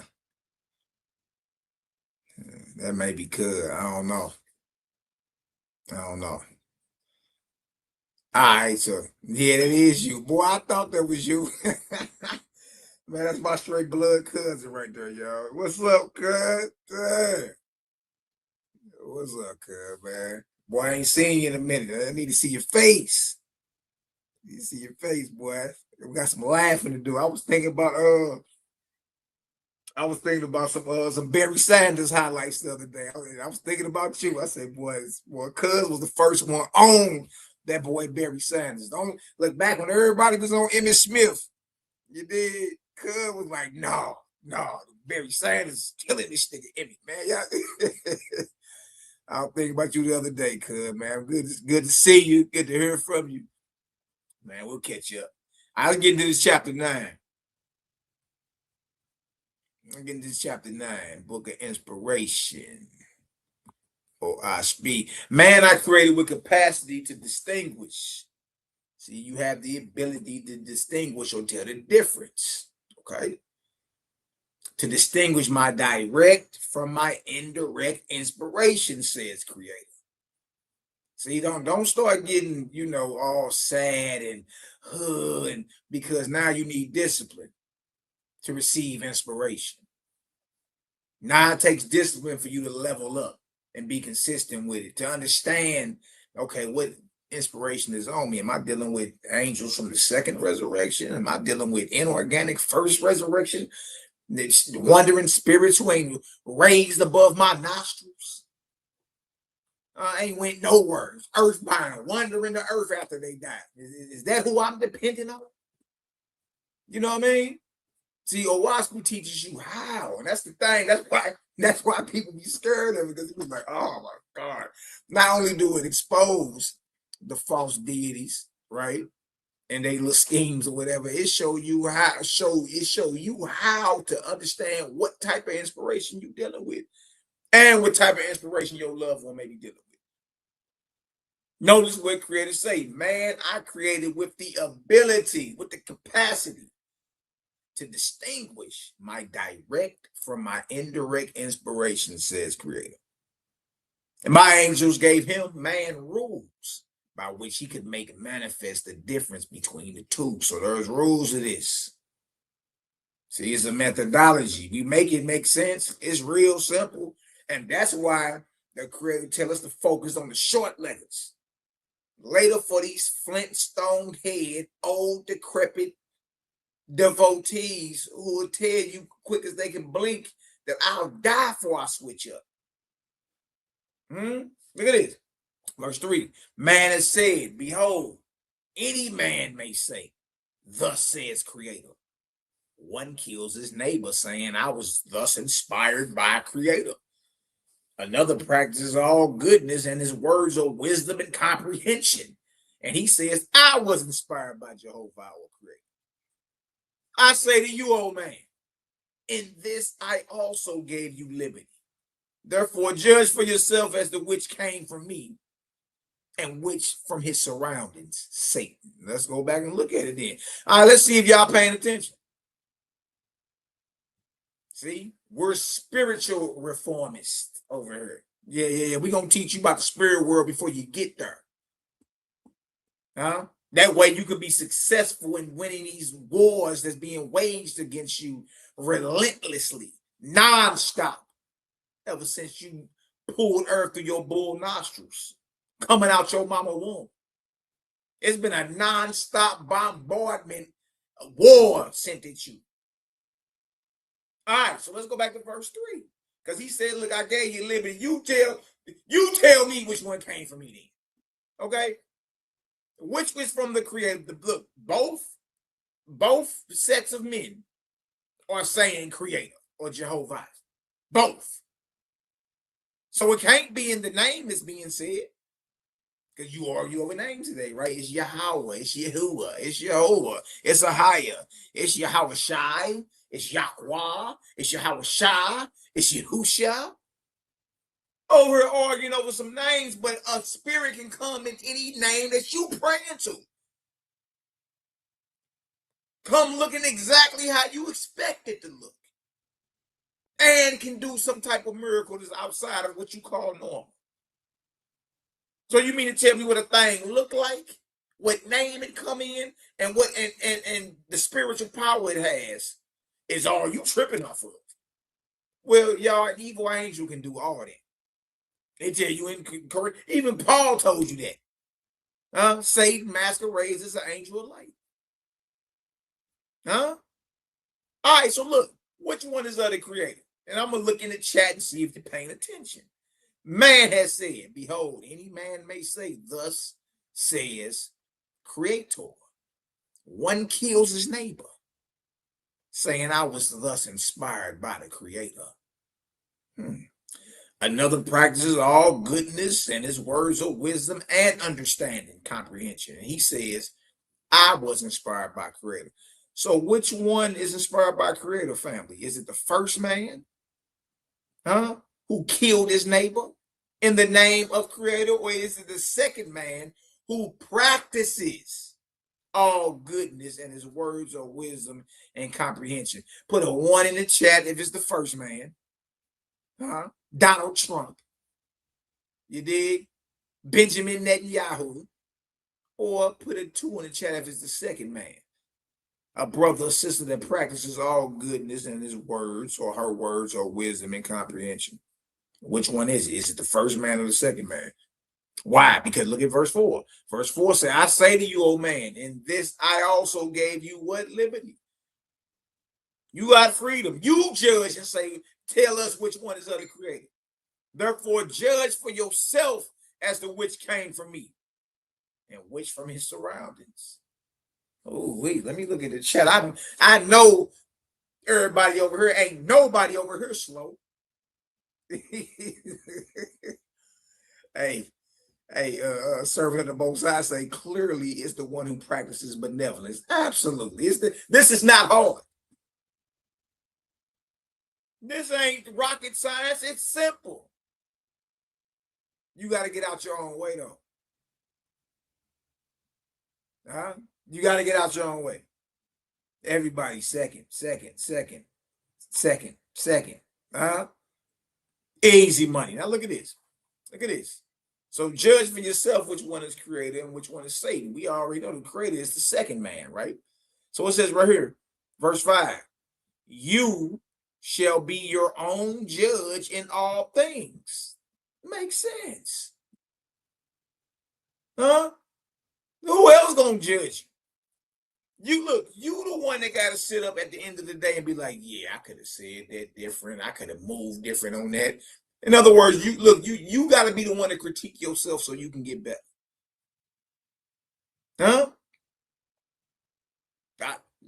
Think about it. If we judge ourselves, we wouldn't be judged. That's Bible again. So there's no reason for you to be mad at you. What you mean I should be my own judge and all that? Boy, you ain't judging yourself. You ain't critiquing what you say and how you move and what you did last night and how you can be better at work and in your relationships and with your children and with your spouse, and you not judging yourself. How you can be a better brother, a better son, a better husband, a better father. You not judging yourself though. Huh? You shall be your own judge in all things. Behold, I sent my God to judge you. But you shall also judge the judgments of your God. Wow. Because everything is held to the same measure of scrutiny. It all is. And afterward, you should judge yourself in the same way.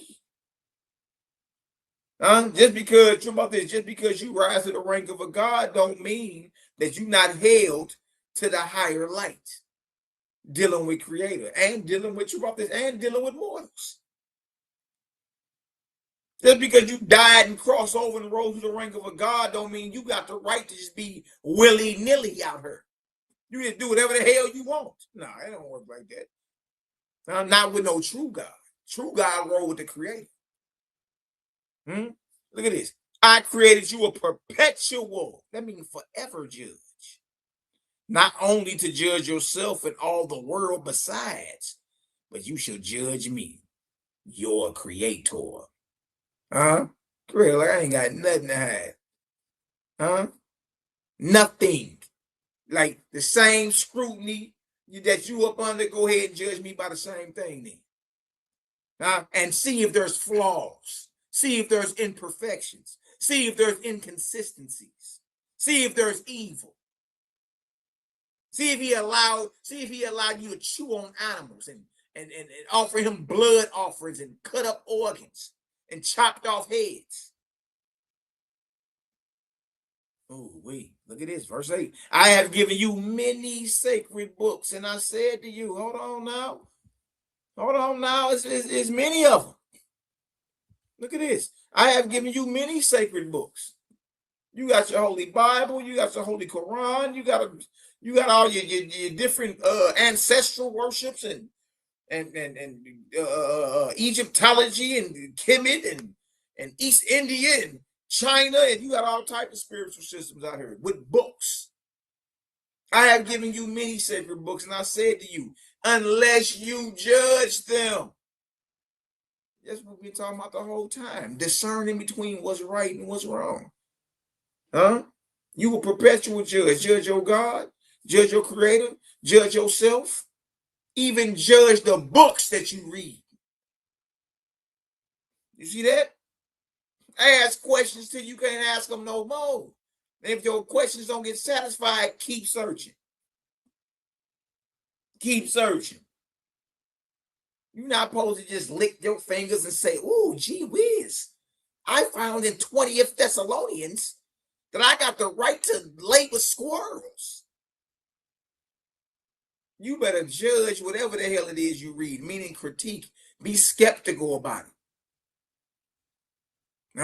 Just because it's written somewhere don't mean you need to be an apologetic, like you got to defend every damn thing. No, be skeptical. This is, look, your rise and fall is on you. Your rise or your fall is completely on you. So you can take this thing lightly if you want to say, "Oh, the hell with all that." Yeah. Eventually you got to deal with it though. Eventually it's a path you got to walk anyway. I have given you many sacred books, and I said to you, unless you judge them, you shall be caught in a snare. Good night, boy. Bag drop. Look, so that means you out here reading holy books and set apart texts and sacred texts, but you ain't judging none of them. You just like, "Oh, it says this, it says that," but unless you judge them, unless you ask the hard questions, huh? Unless you really get in your bag, it's a trap for you, huh? Any spiritual book you read, you better be judging that deal. Even Owaspy, you better be judging that deal,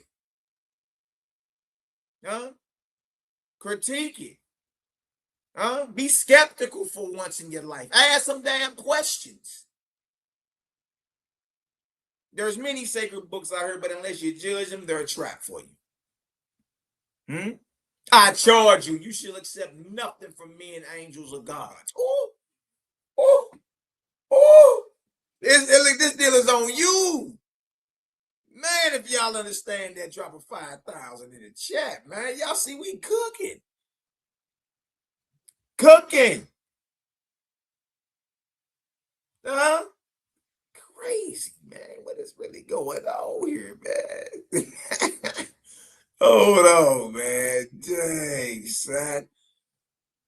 Unless you judge them, you should be caught in a snare. I charge you, you shall accept nothing from men, angels, or gods, but you shall rely on your own inspiration from your creator. Such is my word which I speak to your own soul. What comes to you from a man is indirect inspiration. Huh? What comes from an angel is indirect. And what comes from the gods is indirect. No direct inspiration by me can come to you from a book. So there's no need to what, y'all? Worship any book. Huh? You shouldn't be bound to anything. You dig? The only book of the creator is his creation or its creation. Huh? But trip off this. I ain't look. Don't get to asking me which one, man, Malaki, which one you think, man, it just got the most revelation, the most understanding, and the highlight. Oh, I'm gonna keep it solid with you. Now, I've read through all the Nazarene Saint literature with very great reads. I've never, you know what I mean, sneeze at them or put them off as if they're nothing. But look, that Owaspy is a whole nother level. It is. Owaspy, sky, earth, spirit. Owaspy, real spirit. It's a whole nother level. You did. It's off the chain too. It's a great read. Look at that. He say, no direct inspiration by me can come to you from a book or a sermon or from anything in all my creations, but only from me, your creator. Wow, bag drop, boy. Bag drop, boy. What are we talking about here? Huh? So that means a brother who has never read Owaspy, like my brother, the minister of wellness, could be under the direct inspiration from the creator and had never even heard of this, never even read it, but can be up under the direct inspiration of the creator because we seeing what the brother is doing lines exactly up with what we read. You feel me? He ain't never even read this. It ain't just him. It's plenty of brothers and sisters out here. You understand? That's moving just based off the voice and inspiration of the creator that's on them. They done move like that their whole lives. Entire life done move like it. They ain't know nothing about no Owaspy or what was written down somewhere with it. They just move based off how the inspiration moved them. Right? And when that inspiration come upon them, they move and do a righteous work. Look at this, 14. The one man receives direct inspiration from me and he writes it in a book. Yet when it comes to you, it is indirect inspiration and it's not binding upon you. Huh? It's not binding upon you, except only so far as my direct inspiration upon you moves you to receive it. So that's even with Owaspy, y'all. Right? Though one man receives direct inspiration from me and he writes it in the book, yet when it comes to you, when it comes to us, even that is indirect inspiration because it didn't come to you directly from creator, right? And being it didn't come directly to you from creator is not binding upon you. You heard the creator gang say all the time, we ain't bound to nothing. Only creator, that's it. and is not binding upon you except only so far as my direct inspiration upon you moves you to receive it. Yet I did not create all men with the same clearness to perceive me and to frame my wisdom in words. Only a few will turn away from the inspiration of the world and come to me. Oof. Oof. Man, many profess me in words, but they do not fulfill my inspiration in practice. See what that brother doing? Huh? He's practicing. He putting it into work. Ain't just talking. Huh? Ain't just milly-mouthing. Ain't just lip fumbling. Nah. Go ahead and get to work. Feet to the streets. What that boy say? Metatarsal, tarsal, and phalanges. I ain't write the book. I only read what was in it, man. Oh, man. Look at this. My words come easily to the pure in heart. And my wisdom shows itself in the frame of their speech. Just based on how they talking, you can tell if they rolling with the Almighty or not. For I give them words just as I give inspiration to the animal to do perfectly and wisely the parts for which I created them. Behold, I showed a dumb spider how to weave its geometrical net.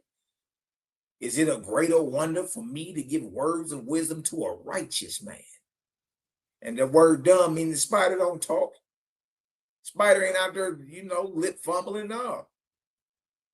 So if he gave a spider an ability to weave a geometrical net, it shouldn't be a wonder that he give words of wisdom to a righteous man, or to put him in the way of receiving my revelations, or to show him the harmony and glory of my creations.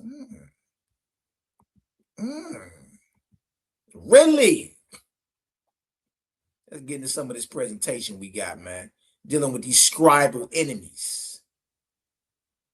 These scribal enemies who war against the light of the Creator, man. Scribal enemies against the Creator's light. Right? We're going to go into these scribes dealing with Bible. I'm about to go into these scribes. All right? We going to show. You know what I mean? We going to show. Shout out to the Bronze Yoke in the building. What's the word out? Yeah, all that's in the description box, my brother. Anybody want support? We got books for sale. We got frankincense and myrrh. That's scrolling across the screen. It's all good, man. Y'all chop it up with your family. Chop it up with your family. Let's get into this right here. Let's get into this.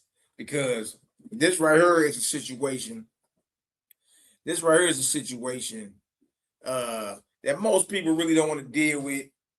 You feel me? Whether it's when I say most people, I'm really talking about Israelites. They really don't want to deal with the fact that Yahshua was actually warring against what was written down in his day. He actually was in opposition to the Torah that the scribes had manufactured and was ruling over the people with in first century or even before that, when he was living. He wasn't in total agreement with that. You dig? And this right here make a lot of people uncomfortable. But we're gonna get some understanding. All right. All right, look how it say. It say how the scribes as legal officers of the highest Judean court use their influence to eliminate Jesus or Yahshua. Scribes as officers of the highest court. The term scribe in Greek, grammatius, is often simplified to mean one who writes. However, in the context of the New Testament, these men were much more than just copyists of the Torah. The scribes they're not just copying or writing Torah out, y'all. They're officers of the highest court, or officers of the Supreme Court of their day. The highest court in America is supposedly the Supreme Court, right? All right.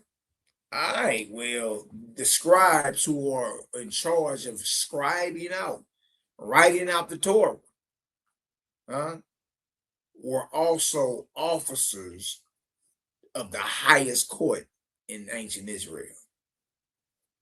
officers of the court. That's not nothing you sneeze at. That means a scribe can order your death. A scribe can indict you. Yeah, these niggas is serious. This ain't nothing to play with. You dig? Now watch this. It said these men were much more than just copyists of the Torah.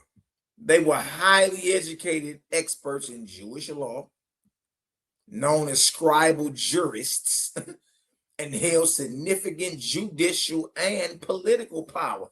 Yeah, this ain't just Anderson Cooper, Don Lemon. No. These cats have significant power.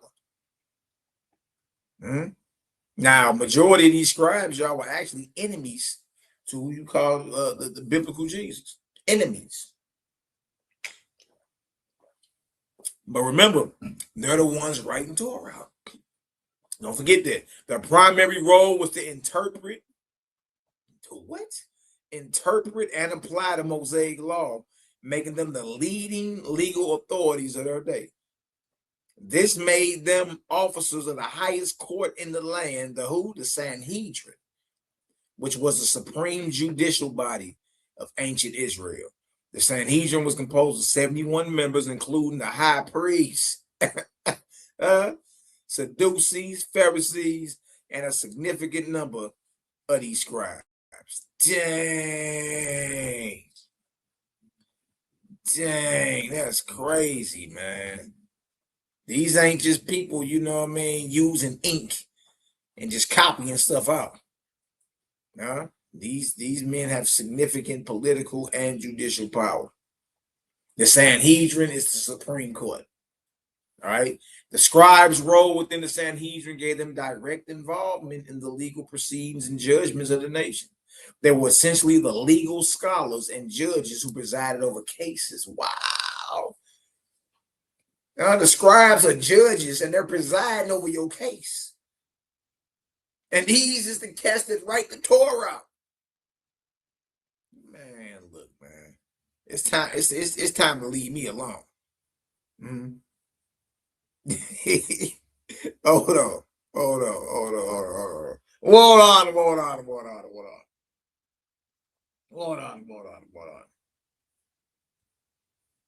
Look at this. Hold on.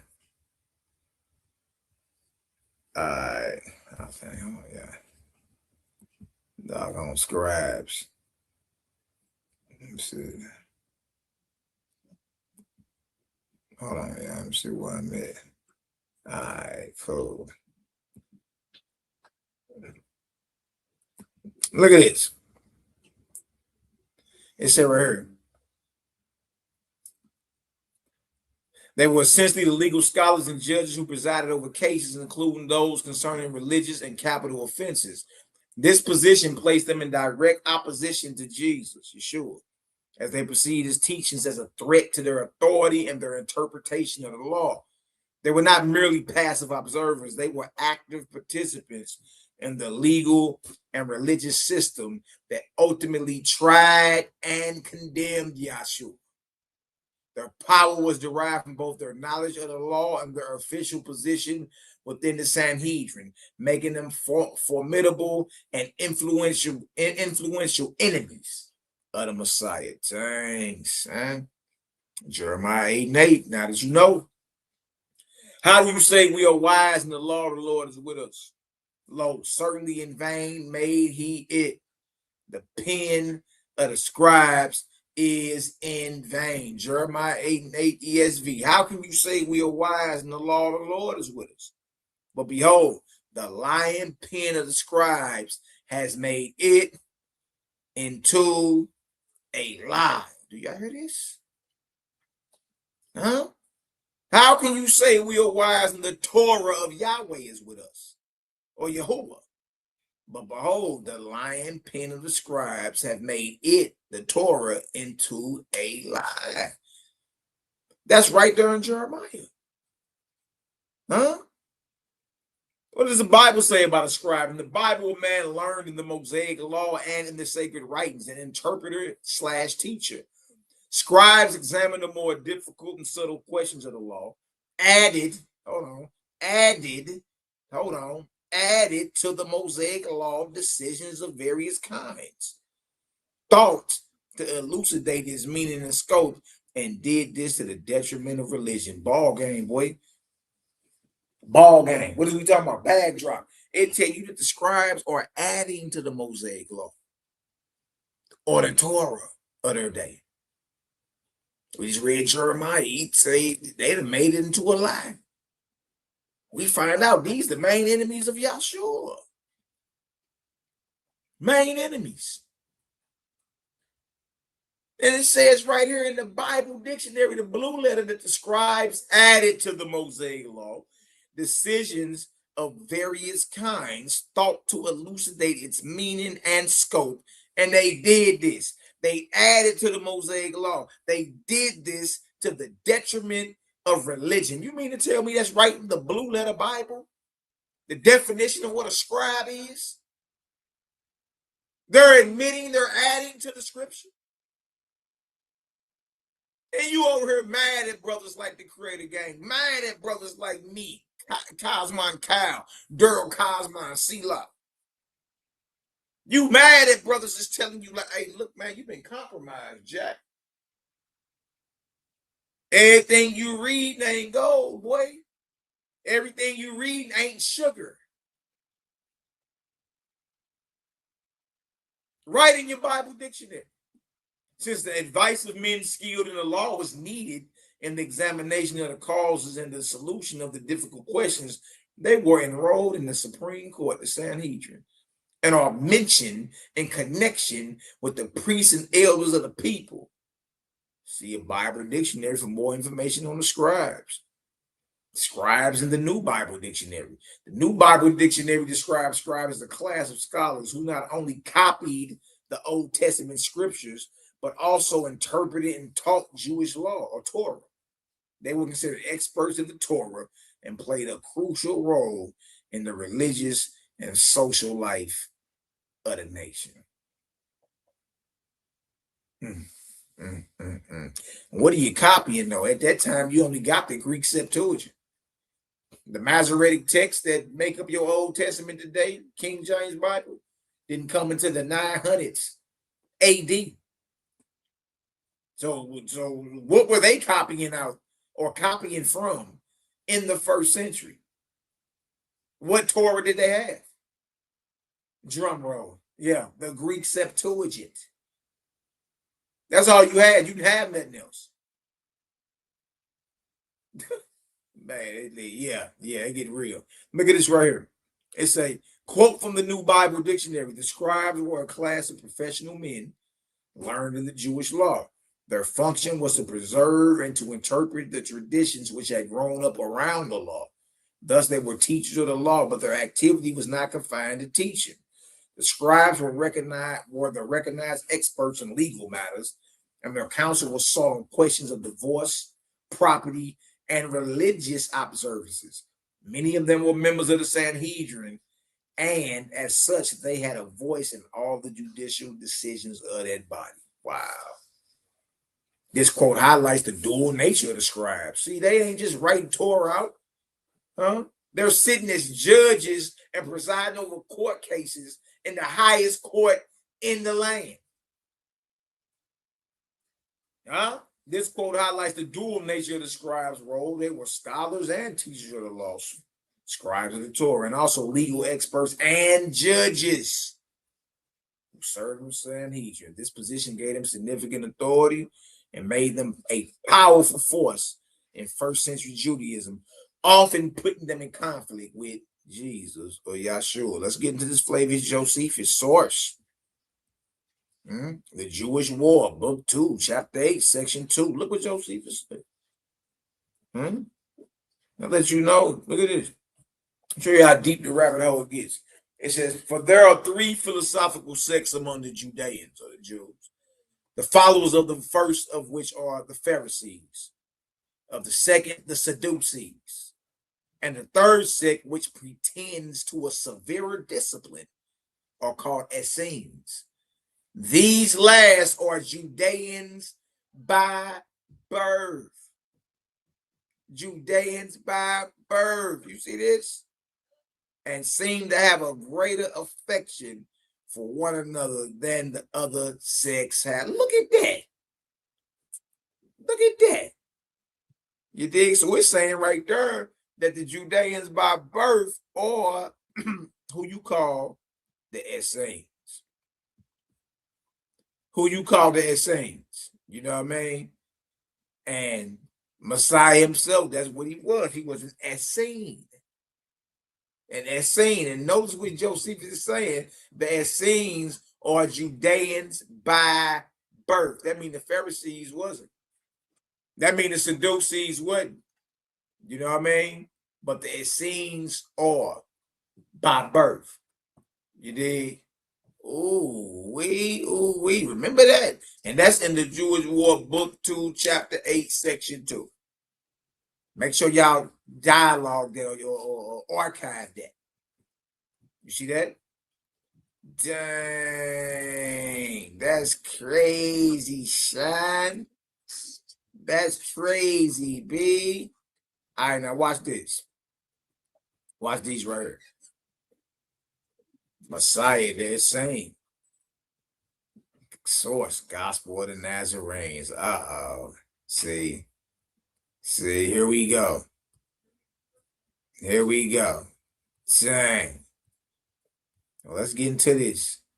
If y'all don't know, y'all get this book when y'all get a chance. Excellent read. In opposition to your the Gospel of the Nazarenes is the same as the Gospel of the Holy 12. They got the same chapters in there, same stories. Now, I mean, so you may see the brother like Minister of Wellness reading from the Gospel of the Holy 12. It's the same as the Gospel of the Nazarenes. Last I heard, man, they was selling this deal for about $3,500 online. I say, man, look, if any of y'all feeling itchy and want to spend $3,000 for this book, you can go ahead and my Cash App is rolling across the screen right now. I will next day mail this deal to you. You would have it by the time the cock crow on Monday.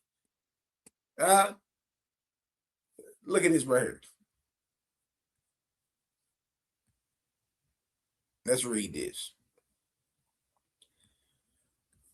They say right here, this is chapters, I think it's chapter 5, page 15. I know it's page 15. It says, verse 21, the Lord said, out of Egypt have I called my son, who shall be called the Nazarene. And he arose and took the young child and his mother and came into the land of Israel. And they came and dwelt in a place called Nazareth, where dwelt Nazarites and Essenes. And he was called the Nazarene. It also came to pass in the second year of Jesus' life, a second son was born to Joseph and Mary. His name was called James, meaning one who is just and righteous before the Lord, one who is of true Israel. As with Jesus and John, he was consecrated unto the Lord, a Nazarite from his mama's womb, according to the way. So it's saying James, Yeshua, and John all were Nazarites. They were all Nazarites / Essenes, so they call them Nazarenes. But what does that lifestyle consist of? Look at this. In latter years, they would have 3 more sons, Judah, Justus, and Simeon, and also 2 daughters, Asia and Lydia. Now remember, the Essenes were only true ones.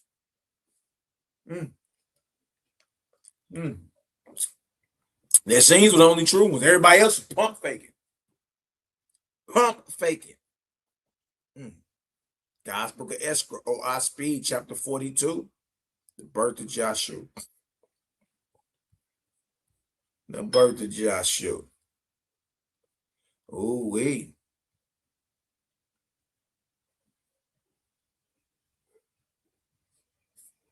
Ooh-wee. Here we go right here. Yep, Ebion. Now watch this. Let's get into what does Owaspi actually say about these Essenes and who you call Joshua. What does it say? What does it say, Malachi? Right here, chapter 42, Esri, birth of Joshua. God, Jehovah's son. See, God is the son of the creator. Yeah, God is not the father. God is the brother. Dang, you've been praying to God. You pray to the Lord.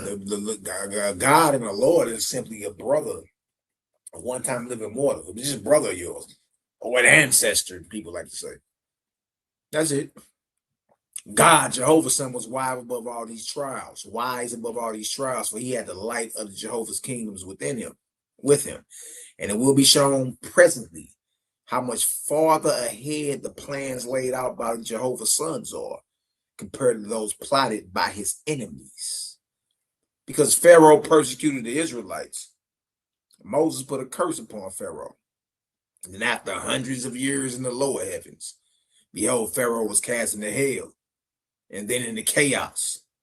And no one but Moses could deliver him, as has been previously described. Dang. So Moses descended from the higher heavens and delivered Pharaoh, and he provided Pharaoh a new name, Elias, and sent him back to the earth to labor with the Israelites in order to fulfill his shortness and righteous works.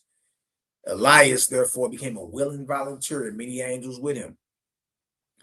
And these angels were inspired. These angels inspired 700 Israelites to separate themselves from all other people. See, separate from the Orthodox. Remember, Josephus just said the only real ones are the Essenes. Look at this. Where did that inspiration come from? He even said they have a more stricter discipline. But where did that inspiration come from? Look at this. And these angels inspired 700 Israelites to separate themselves from all other people and to go and live by direction of the angels of Jehovah. Moreover, the angels inspired these people to call themselves Essenes.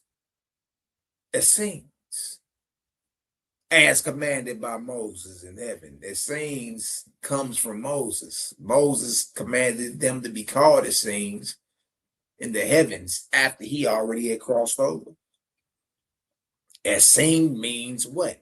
Follower of the Spirit. Look at this. That is, followers of the Spirit, in contradistinction to those who follow the dictates of the flesh. Today we know them as who? Essenes. Yeah, I mean a spirit man. One who follows the Spirit and not hell-bent or bound by the flesh. Don't forget, Josephus say they the only real ones. Don't forget, we just connected Yeshua, James, John. They are Essenes too. They all have that stricter discipline. They all got that.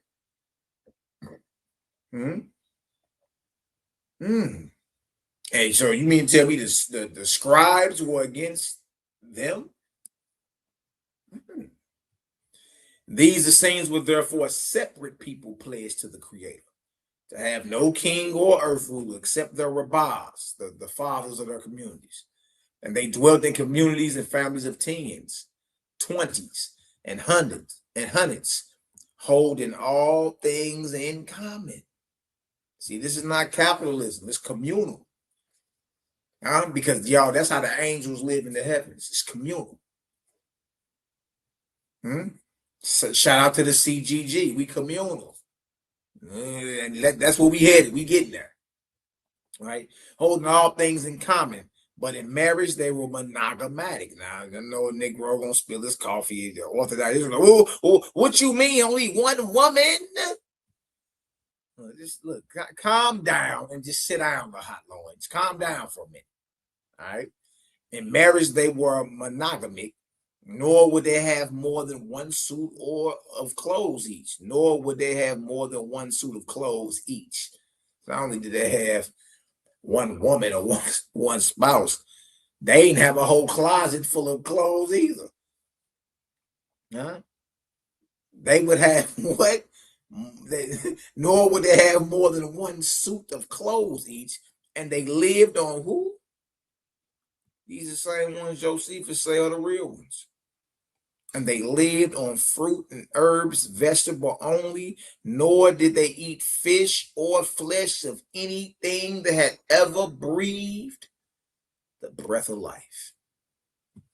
Bag drop, boy. These the real ones. So you mean tell me the real ones ain't out here chewing on T-bones, huh? Porterhouses, ribeyes. Nah, no flesh consumption. They wasn't eating the flesh. History shows it. Even the literature shows it.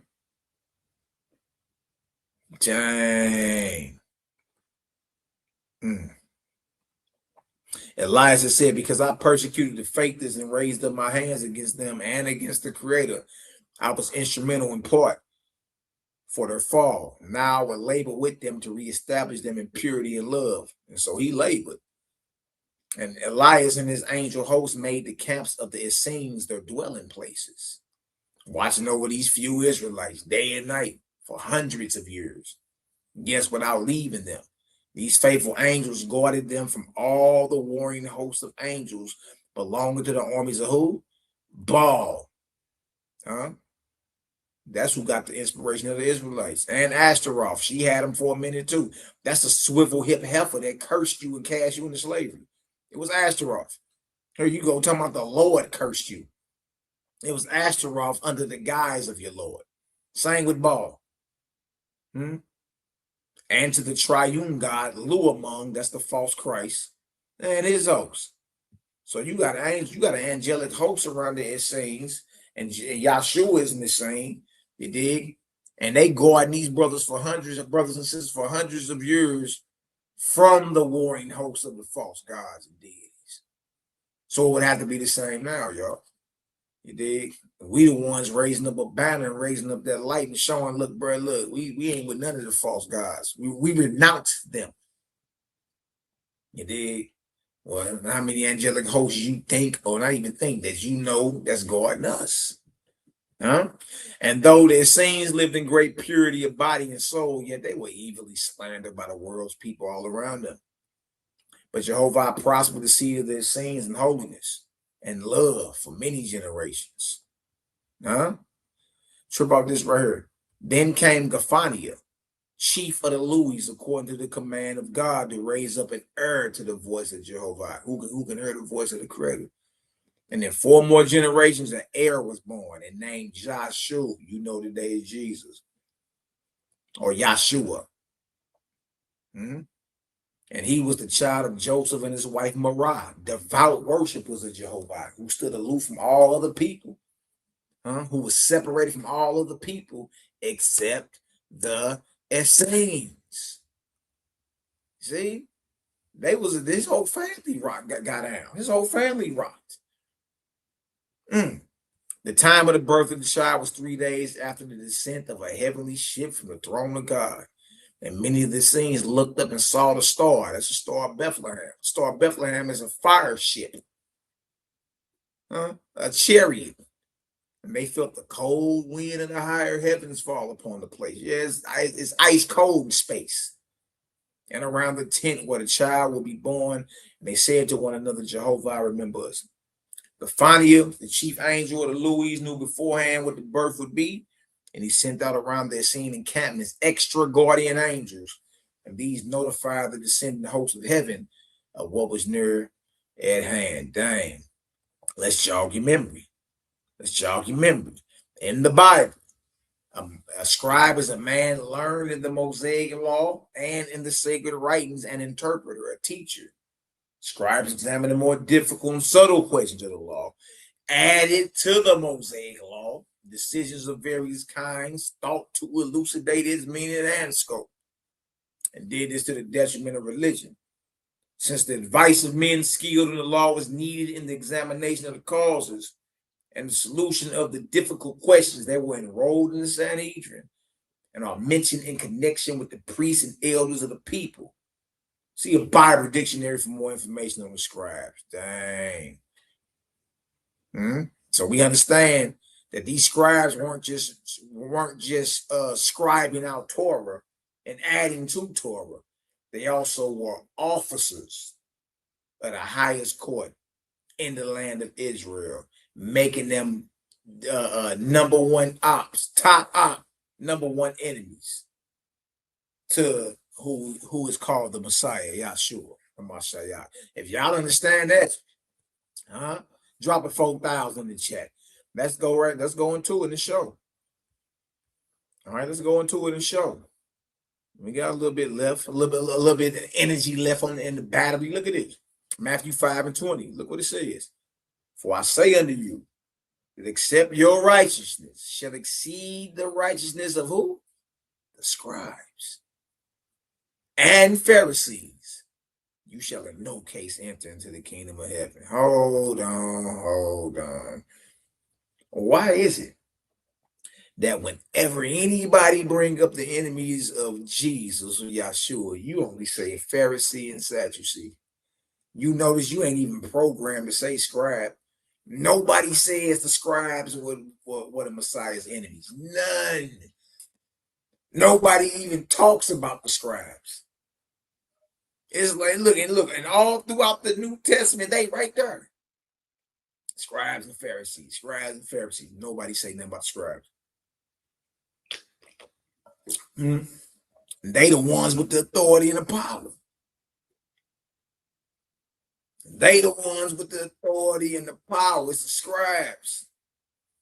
They the ones that got control over the spirituality of the people, because they the ones scribing out the Torah, interpreting the Torah and adding to it.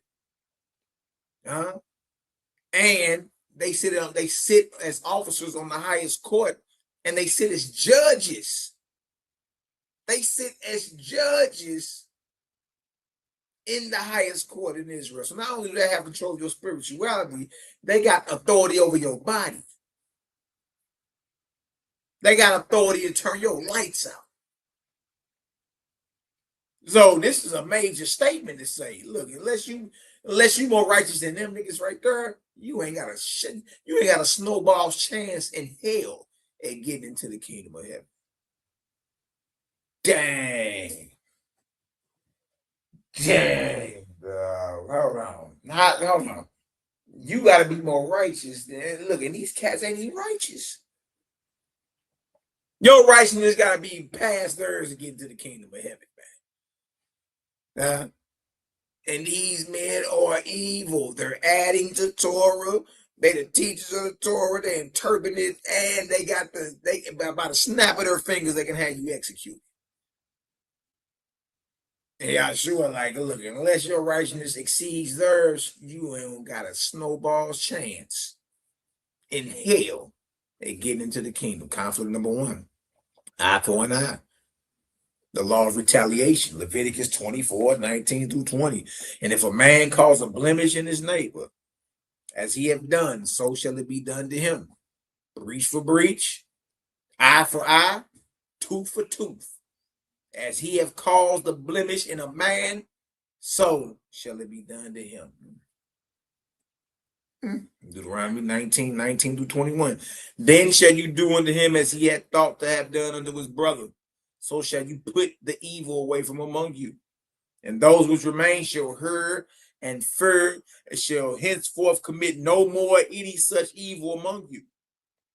And thine eye shall not pity, but life shall go for life.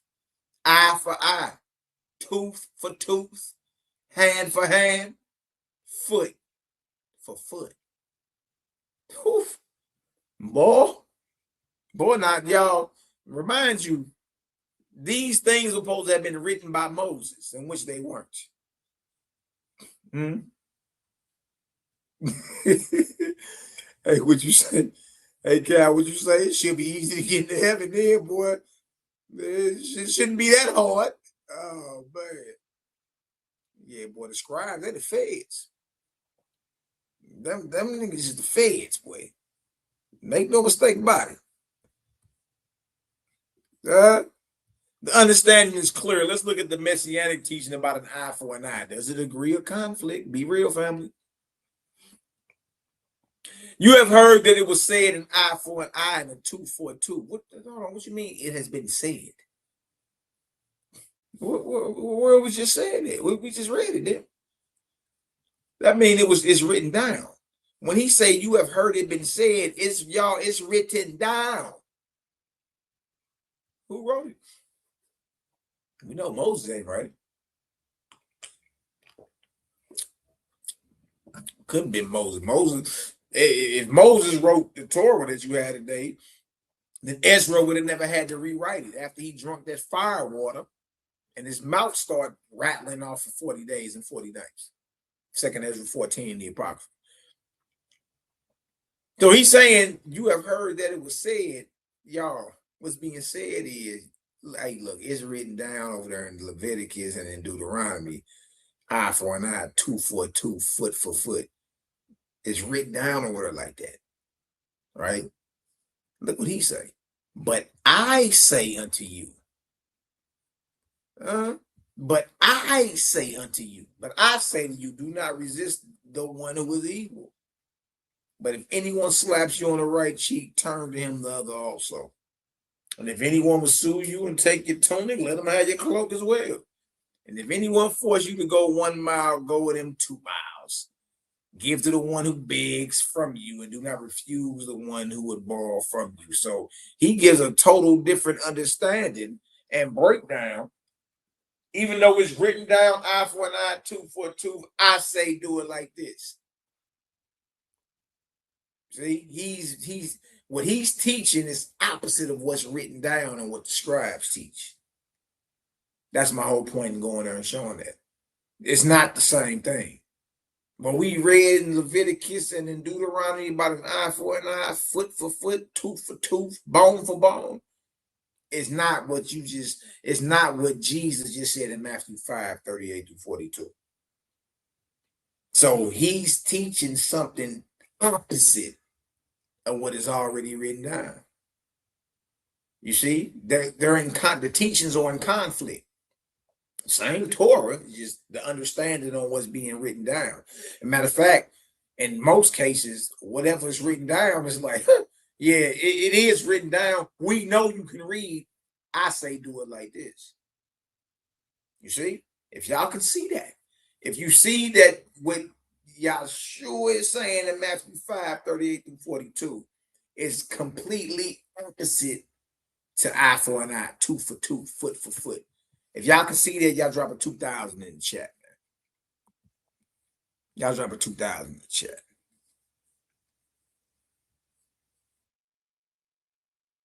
Oh, wait.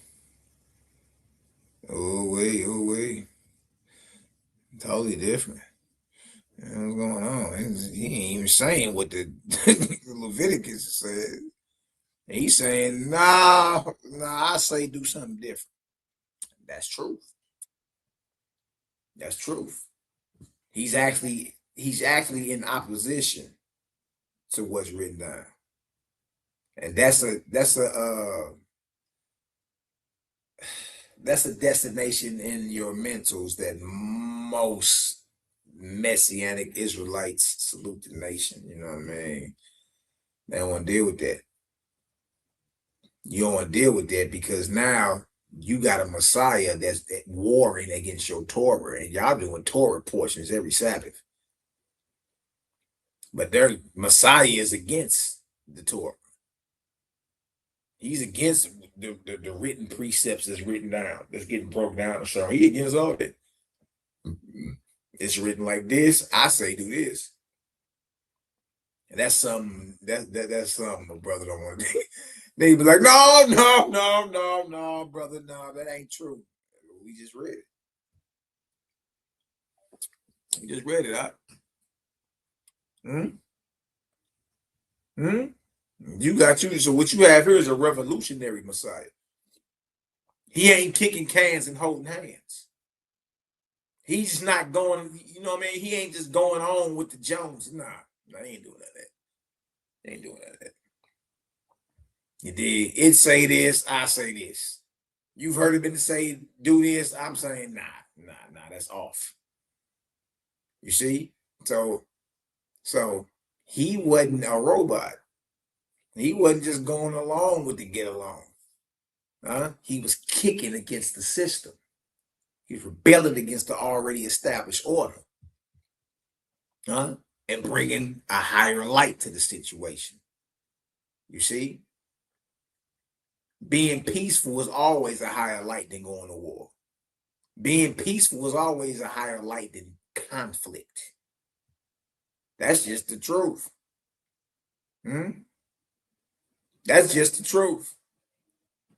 He's teaching, or he's rebelling against the written precepts of the accepted Torah of his day. You dig? But y'all mad at Creator Gang. For what? For what? We doing the same thing. We rebelling against the established order today. Like, nah, that ain't got nothing to do with, that ain't the Creator. Brother, it's written right here in 5th Thessalonians. I don't give a hell where it's written at. Look, that ain't the Creator. Hey, man. Hey, I don't know what you say, cowboy. Crazy work, man. Most people know it's crazy work. What you say, Cal? This is crazy. He ain't fulfilling the law of the scribes. He's fighting against it. Most Bible huggers and thumpers do not want to admit this. The Christians, you wouldn't have no problem getting this out no Christian though. They like, yeah, because they scared of that Mosaic law. They're like, oh hell no. They did, but the Messianic Israelites, the brothers and sisters that's devoted, you dig, to the Torah and to who you call Messiah, they don't want to deal with the fact that he actually is rebelling against the very Torah that they are reading portions out of every Saturday. Like today, the Israelites that do Torah portions and all that, they're doing the same Torah portions as Benjamin Netanyahu. The exact same one. They're under the same curriculum. Crazy, ain't it, man? What the hell's going on? Dang. Man, you say he dismantled it, huh, bro? All right, let's get some more. It's real easy. You know what I mean? Let's go right here. It's Luke 6:29-31. The one who strikes you on the cheek, offer the other also. And for one who takes away your cloak, do not withhold your tunic either. Get everyone who begs from you, and from one who takes away your goods, do not demand them back. And as you wish that others would do to you, do so to them. Well, what does Owaspi say about these teachings? Doctrine of Joshua and his death. These are my doctrines as I talk through Joshua. Joshua was of Israelites' birth and also an Esau. I mean, he really didn't have no earthly desires or passions. You know what I mean? Born near Jerusalem around 2,000 years before the Cosmine era. His predecessors were of the tribe called Essenes, or non-resistance. He labored to restore the true Mosaical teachings. I wonder what was in the true Mosaical teachings. Not that eye for an eye, tooth for tooth, foot for foot. He labored to restore the true Mosaical teachings. Ultimately, he was stoned to death in Jerusalem. He also taught the doctrine of one great spirit only. In the Christian New Testament, it has been supposed that the so-called Sermon on the Mount is a plagiarism on Joshua's teachings, adapted by the Ecumenical Council under the direction of the Emperor Constantine. Dang. Now, this is what Joshua, the Essene, or Jesus the Nazarene, this is what he taught. You should love your neighbor as yourself and do to your fellow man as you would have him do to you. You should return good for evil and pity to those who sin. It has been said, an eye for an eye, a tooth for a tooth. But I say, return good for evil. And if a man hits you on one cheek, turn the other to him also. As anyone can see, the messianic teachings of non-resistance and peace are polar opposites of eye for an eye, tooth for a tooth, and life for life. As you can see, fighting As you can see, fighting fire with fire produces more fire. The non-resistant peace policy is the water to put the fire out. Turn the other cheek equal peace. Eye for an eye equal war. Hidden jewel for the family. You've heard the term non-resistance, but never have we been told the reason for it. Take notes. OI Speed, chapter 32, Book of Judgment. God judges against war. So why to turn the other cheek? Why be non-resistant? You never ask yourself, what happens to the spirits of those, die violently? Whatever happens.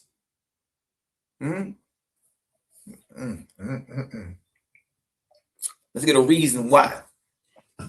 The non-resistant peace policy. That's just what it is. You dig? Weapons down. That's our message to it. Weapons down. War only produces more war. Donald Trump, Benjamin Netanyahu. War only produces more war. What are you doing? What make you think you're going to produce peace by bombing hospitals full of children? Look at it. God said, now behold, oh man, I have declared my first and second resurrections to you. And in like manner is the third resurrection, but still higher. And so on are all the heavens of Jehovah, higher and higher until the inhabitants of them become very lords and gods. Nevertheless, hear, old man, the wisdom of your God, and be appreciative of the way of resurrection being opened up to you. Now I declare to you, there are angels lower than the first resurrection, being incapacitated by various causes from knowing who they are, where they came from, or where they are going. Indeed, many of them do not know words of speech, nor signs, nor tokens, but are as destitute of knowledge as young babies. Many of them die in infancy. Some of them were killed by abortion. Some of them were idiots, and some of them deranged. Many of these live by fetal, meaning they attach to mortals. And so that you may know what fetal is, behold, Jehovah has given you testimony in mortality, such as when a young child sleeps with a very old person, that child is devoured of his substance. In such a case, the old person is fetal on the young child. The old person is said to live by fetal. Now, hear, old man, the judgment of your God. Half the people born into the world, including stillbirths and abortions, die in infancy. Therefore, there are 1 billion angel infants fetaled on the earth every 33 years. Good night. Boy, look at this. These angels never obtain objective knowledge of the corporeal earth, but are compelled to learn earthly things subjectively through mortals upon whom they attach or whom they are fetal. Judgment is rendered against all nations and peoples on the earth of this great darkness, these early deaths. And because these angels are thus bound to mortals and cannot go away from them until such time as mortals die, mortals are responsible and bound to train them by examples of righteousness and good works to rise up. Aborting your child doesn't rid you of the responsibility, you dig, of giving spiritual sustenance to your child. The spirit of that child is just returning and attached to you. And now they got to subjectively learn about life through, being attached to you. That's why a lot of women get, depressed and heavy and bound, and that the spirit of that baby is on you. It has fetal or attached to you. Because death doesn't rid you of your responsibility. See that? Now, other than these angels, watch this. Why turn the other cheek, Malachi? Now, other than these angels, there are those who are slain in war, whose minds are in chaos, who dying in the heat of passion, fear, and anger, become wild and bound on battlefields, or perhaps stroll away into deserted houses and castles and are lost, bewildered, and unapproachable. Of these, there are hundreds of millions, and they are in all countries and among all peoples in the world. They are distracted and tormented with their own fears and bewilderment. Judgment is rendered against all nations and peoples in the world who engage in war, thus bringing these afflictions upon the angels of heaven. Yeah. It's better to just turn the other cheek and keep it moving. If you kill this joker, he's birthed into the spirit world as a chaotic spirit, and it takes sure about this. And that's just one spirit is born in chaos. Think about thousands of people dying at one time. And the angels who are in charge with receiving your spirit when you die, it brings affliction on them. You actually are doing the angels a favor by not killing that brother or that sister. Look at this. Because what you just did was birth a chaotic, bewildered spirit into the spirit world. And that's just what I'm saying. And look, don't trip off this too. There's a such thing as retaliation in the spirit world too. Once that joker calm down and realize what's going on, he gonna want some get back. And the very brother or sister you killed waiting on you. And when you enter the spirit world as a helpless baby, I'm on your ass. Got you. See, war only begets war. Evil only begets evil. Somebody got to come and discharge the situation.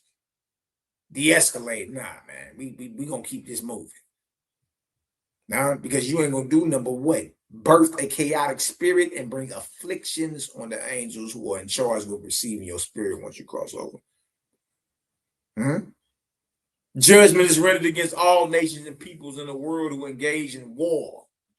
United States, Israel, Iran, thus bringing these afflictions upon the angels of heaven. Judgment is rendered against every nation and all people in the world who carry on war, who are accessory to war, in which any man created alive by Jehovah is slain in defense of any king or other ruler or in defense of any country or government in the world.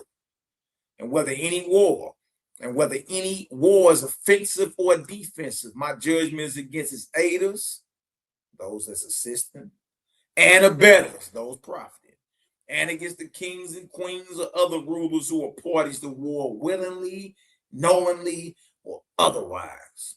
And I judge him guilty also who is general, General Your Honor, Commodore, Captain to Zoya, sergeant or private that engages in war or takes part in it, aiding, abetting, or otherwise, in which any man created alive by Jehovah is slain or caused to suffer death. Look at this. Yet aside from angels who are in chaos, those who are killed in war. Look at this. There are hundreds of millions who are in declension instead of resurrection. Such angels are those who in mortal life were whipped and tortured in prisons, or perhaps were hanged, or otherwise put to death. You slave masters got a lot to clean up, boy. And our forefathers who were destroyed, and our foremothers who were destroyed and raped and castrated and all that. Oh, guess who Master Crenshaw had to go see once he died and crossed over? Yeah, our forefathers and foremothers. And they trip about this. He probably still getting long stomped. Yeah. There's a such thing as spirit retaliation. Who you hurt in this world, who you harm in this world, you got to go see them in the next. You got to go see them. These angels take delight in evil instead of good. Sometimes they go about singly, and sometimes in gangs of hundreds and even thousands. In the past, the false gods used such angels to fulfill what? Curses on mortals.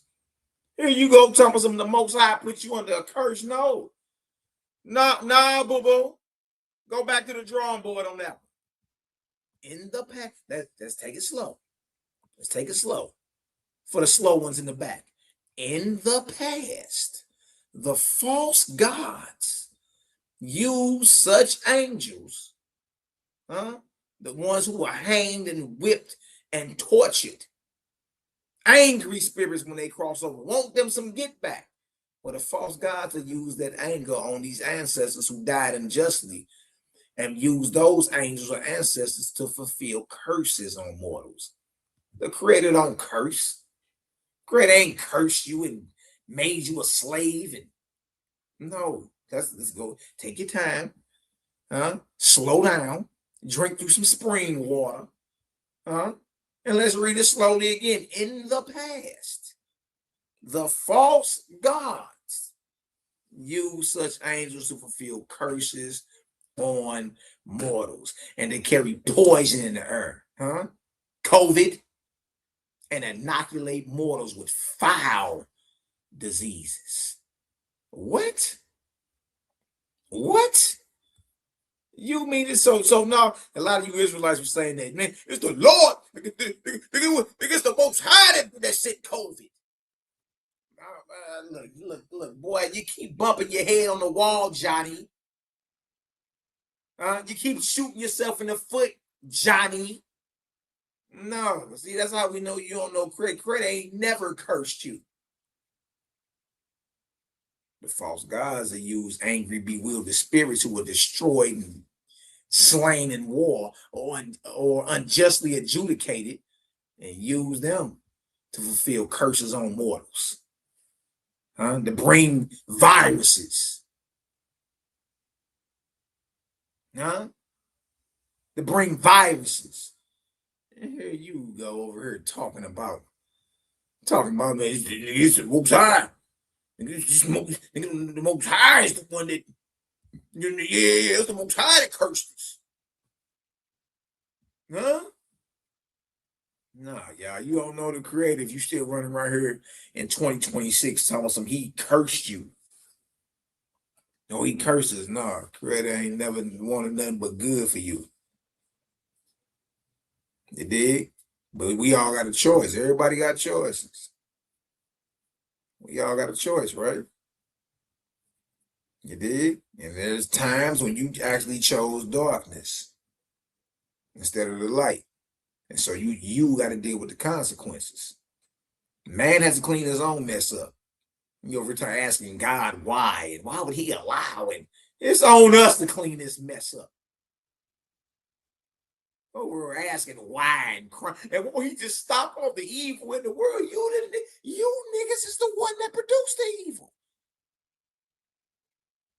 You went against the Almighty. You and not just went against them, you fought to go against them. So what is that when you go against the program? It's called evil. It's just evil produces a whole nother thing that you don't want. So choose life. Choose. Because whichever way you choose, you got to deal with the blowback. Blowback is coming in the form of a reward or some type of punishment.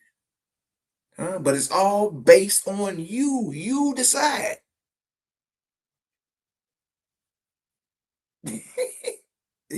You know, the Most High is the one that cursed us. As you eating your children. Nah, man, y'all, it's time to catch up. It's time to catch up, man. You did. Look at this. I'm reading it again. In the book of Judgment 32:18, in the past, the false gods used such angels to fulfill curses on mortals. They carry poison in the air and inoculate mortals with foul diseases. Behold, this day my angels have shown you that they can bring flowers and ponderous bodies. Similarly, the false gods with their trained warrior angels who delighted in evil could cast mortals in death by poisons and suffocation. You see this? Take that out your mouth, talking about it's the Most High that sent the COVID. No, products of the false gods and chaotic spirits birthed into the spirit world. It's not created. See, and this is why the peace policy of turning the other cheek is way better for you than eye for an eye, tooth for a tooth, foot for foot. Because you ain't doing nothing but just birthing more chaotic spirits. who will in turn become darker inspirations on mankind. You're making things worse.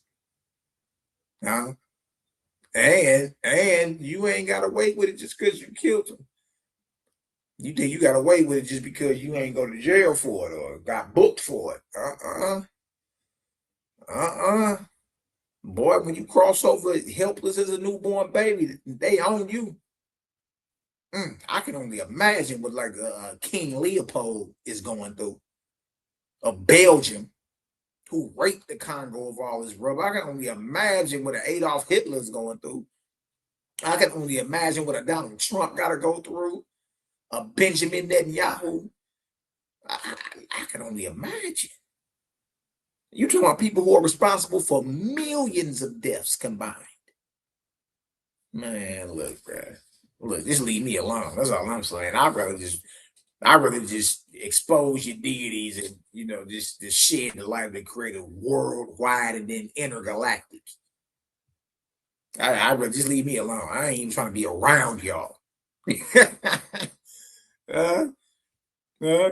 Judgment is rendered against all nations and peoples who use prisons as places for whipping and torturing prisoners, and against all nations and peoples who put to death by hanging, shooting, or in any way whatsoever any prisoner or any person whom Jehovah created alive. Judgment is rendered against the judge and the jury, who condemn to death any man, and against the lawmakers who make or have left in force a law authorizing death as a penalty against any person. You lawmakers, you jurists, you judges. That means you're all responsible. Boy, that means the judge who brought down the death penalty, the jury who agreed to it, the lawmaker who put it into force in the act, everybody's responsible for that death. Dang, dog. Even the person who made the death apparatus, whether it was an electrical chair or a lethal injection. Man, look. Think about the manufacturer of all these Dracos and these guns out here. Man, look, bro. Dang. That deal say authorizing death as a penalty against any person Jehovah created alive, and against any sheriff or executioner who puts to death willingly or knowingly any person that Jehovah created alive. Look at this. And this is the bondage I put upon all those who do not obey my judgments and conform to them. They shall not rise above the first resurrection in heaven while war remains upon the earth. Guess what? You're gonna be getting tormented, and guess what? You're gonna be a wandering spirit on this earth. This is the best as it gets for Donald Trump. Best as it gets for Benjamin Netanyahu. This is the best as it gets right here. While war remains on the earth, you niggas ain't going nowhere. And I can only imagine what the earth really looked like through a spiritual lens. Boy, it's probably billions of chaotic spirits roaming this earth on the battlefield. And we wonder why certain cities like St. Louis and Chicago and LA just got an unnatural, just something that's abnormal when they're a thing for blood and killing. Like, killing is not normal. War is not normal. Like, we done normalized this thing. You dig? We look, it's so we're so desensitized to something that's not even normal. Not normal to go shoot somebody in the head and oh my God, just go kill something. That's not normal. And you ain't doing them or putting bondage on yourself. While war remains on the earth, war is happening right now. That means everybody from the time war started in this earth, and people been getting slain in this earth. You dig? Everybody who ever participated in it, aided, or embedded in it is a wandering spirit stuck on this earth. Now, while war remains, and while we hear war is definitely popping. See, you don't do nothing but lock yourself up. This the truth about this. This is either truth about this. When you die, this earth becomes one of two places for you. It's either a school or a prison. I mean, it's either school or prison. And in the school, you get a chance to get a higher grade and get a chance to advance and graduate, aka resurrect. Huh? Nah, not so in prison. Nah, not so in prison. You bound for a certain amount of time until the matter get corrected. Then you can begin your resurrection process to go to school. So you can either delay your resurrection process and be bound, be locked up and put in a hole with all these bloodthirsty warmongers. Or as soon as you cross over, you can start your resurrection process and be to school. Let's go. While war remains upon the earth, even though their bondage is 100 years or 1,000 years, yet this my judgment against them shall not be put aside. Neither shall any king, queen, nor any other ruler in the entire world impress as a soldier any man who was unwilling to engage in war. And whoever does not obey this, my judgment shall not arise or rise above the first resurrection in heaven, while war remains on the earth. Nor will I anymore consider the prayers of any king, queen, or any other ruler, or any nation, or people anywhere in the world to engage in a war. That means the Creator is not hearing the prayers of Donald Trump, Benjamin Netanyahu, Ali Khamenei and his new son. The Creator ain't even considering the prayers of Queen Elizabeth, King Philip. The Creator is not even considering the prayers of a Vladimir Putin. Kim Jong-il. What's that boy name in China? Xi Jinping. Whatever the hell his name is. Xi Jinping. The Creator ain't considering none of the prayers of any of you warmongers, any of you kings, queens, rulers. Your prayers ain't went past your nostrils. Your prayers ain't went past your earlobes. Better I'll turn another cheek, Jack. It makes sense.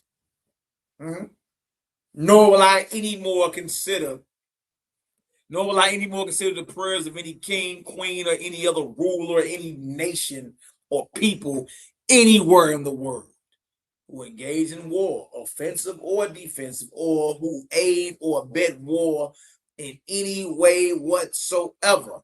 But I will abandon all such people, and my Lord shall abandon them, and my holy angel shall abandon them, and they shall be left as a prey to their own harvest of evil spirits, and to all manner of demons, drudges.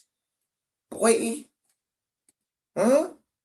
you know the quickest way for your country or yourself or your house to fall in the darkness is go start spilling blood. Creator withdraw his angels and his lords and get away from there. Get away from there. I ain't even hearing their prayers. I ain't even hearing their prayers. They flesh eating and they going to war killing everything. Nah. My life can't even dwell with that. You see? Look. What's the proof that they've been left as a prey to their own harvest of evil spirits? And they shall be afflicted with assassinations. Didn't somebody try to blow the melon off Donald Trump last summer? They tried to blow his damn head off twice. We all know things are staged, and I get that.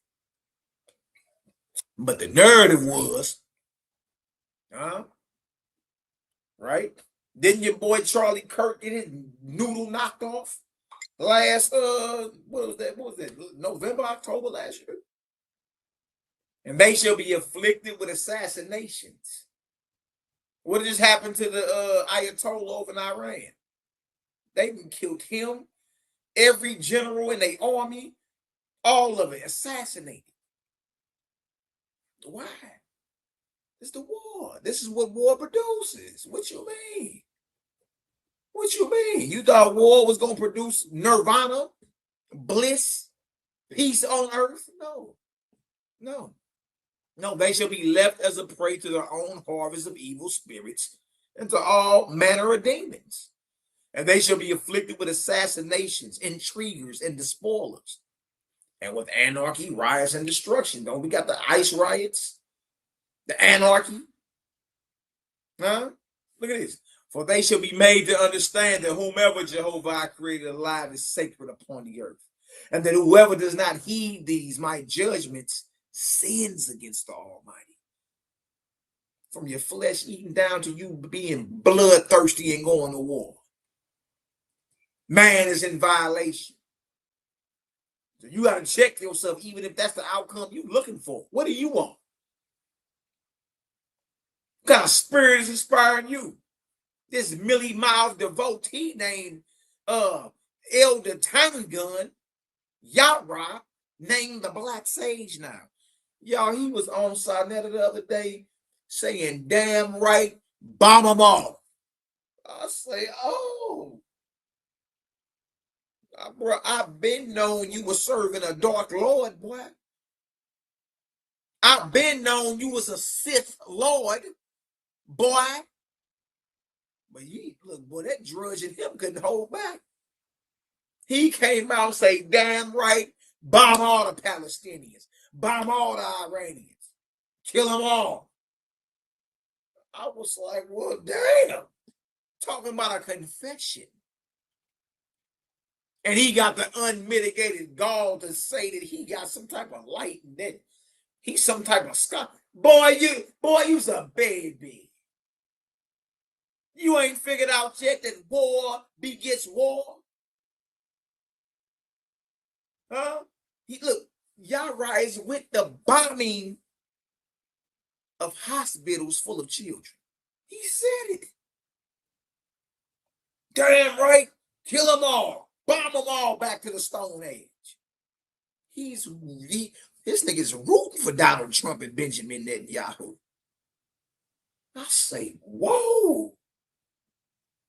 Did he just admit that? Yeah, he admitted. You know why he had to admit it? Because that demon, that drudge, that Drew job was just balling in that. Boy, remember I used to call him Elder Slow Belly too. We got us a judge in Israel.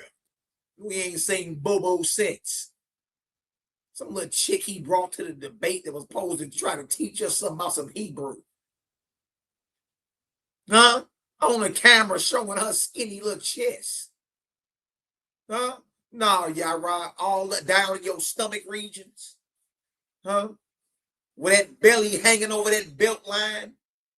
Boy, your drudge just got stirred up, boy. It's almost as if you ate too much spice the night before. Huh? And then your juices and your chemistry and your belly start going sideways. Yeah. That's them drudges and them demons rousing up in you. And he admitted, damn right, bomb them all. I say, whoa, okay. Okay, yeah. We dealing with a Sith Lord.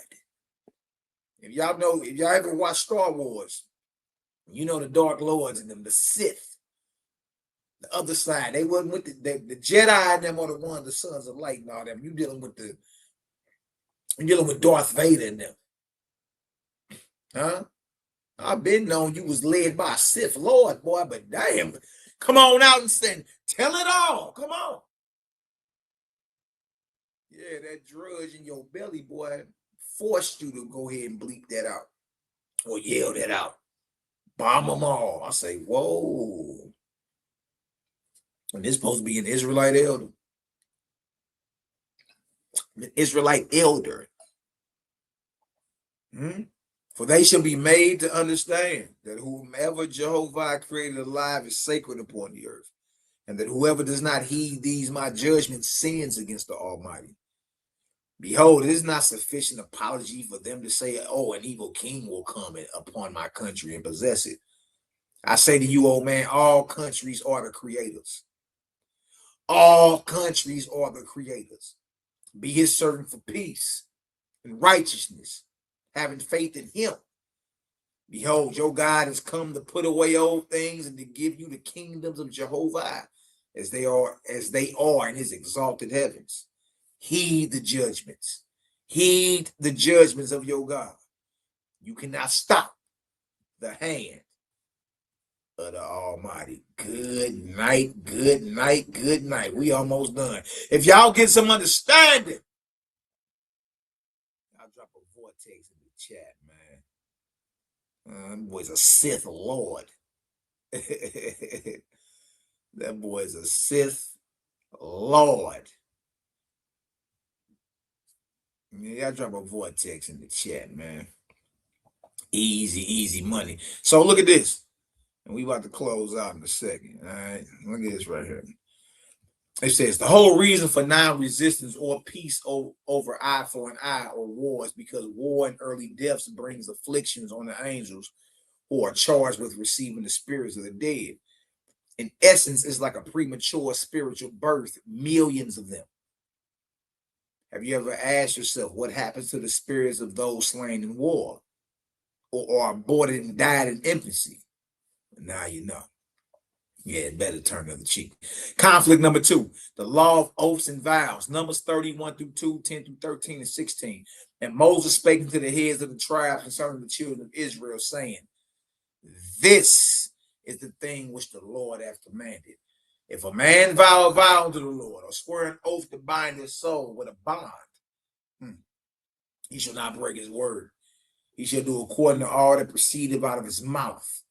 And if she vowed in her husband's house, or bound her soul by a bond with an oath, and her husband heard it and held his peace at her, and disallowed her not, then all her vows shall stand, and every bond wherewith she bound her soul shall stand. But if her husband have utterly made them void on the day he heard them, then whatsoever proceed out of her lips concerning her vows or concerning the bond of her soul shall not stand. Her husband hath made them void, and the Lord shall forgive her every vow and every binding oath to afflict the soul. Her husband may establish it. Whoa. Or her husband may make it void. Every vow and every binding oath to afflict the soul. What? Her husband may establish it, or her husband may make it void. These are the statutes which the Lord commanded Moses between a man and his wife, between the father and his daughter, being yet in her youth and in her father's house. Matthew 5, 33 through 37. You have also heard that our ancestors were told, you must not break your vows. You must carry out the vows you make to the Lord. But I say, do not make any vows. You say over there, you can make vows. Messiah is saying, I do not make any vows. Do not say by heaven, because heaven is God's throne. And do not say by the earth, because the earth is his footstool. Do not say by Jerusalem, for Jerusalem is the city of the great king. Do not even say by my head, for you cannot turn one hair white or black. Just a simple yes, I will, or no, I won't. Anything beyond this is from the who? Evil one. Hold on. What you mean evil? Evil. The evil one is the devil, Satan. Yahshua is saying vows that you read about in Numbers and all that. That's from Satan. Hold on. Numbers 30. And Moses spake unto the heads of the tribe concerning the children of Israel, saying, this is the thing which the Lord hath commanded. The Lord.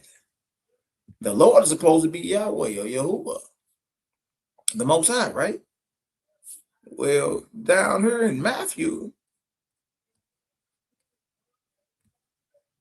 37, it says just a simple yes, I will, or no, I won't. Anything beyond this is from the evil one. Ooh, I'm gonna leave it right there, family, and come back. You know what I mean? Finish it off. Man, this deal is hard. But right here, last one. The Nazarene Acts of the Apostles, or the Recognition of Clement, Homily 3, chapter 55, Teachings of Messiah. But to those who think, and this is Peter, these are teachings of Peter as he learned them from Messiah. Right? Nazarene Acts of the Apostles. Look what it says. We're gonna close out. But to those who think, as the scriptures teach, that God swears, he said, Messiah said, let your yes be yes and no, no. For what is more than these is of the evil one. He said the tempter is who? The evil one. Dang. So, all right, look at this. The messianic teaching on the law concerning vows is night and day from what the Torah says. Not only does Messiah say don't vow at all, he goes on to say this precept written by the scribes is from the evil one. Ouch. Good night, good night, good night, good night. If y'all got some understanding, man, y'all drop a 1,000 in the chat. Much love to the CGG. Y'all know what time it is, man. You dig? And let's ride this on out. Easy money. Much love, family. I will stay on a little long. My wisdom color. Oh, Scribal enemies. Scribal enemies against the light of the Almighty Credit Gang versus everybody, baby. Baby.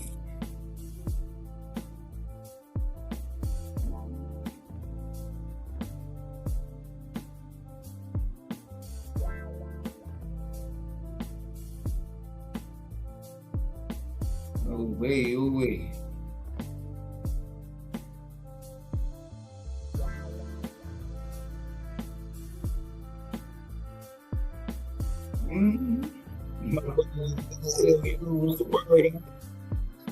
Much love, brother.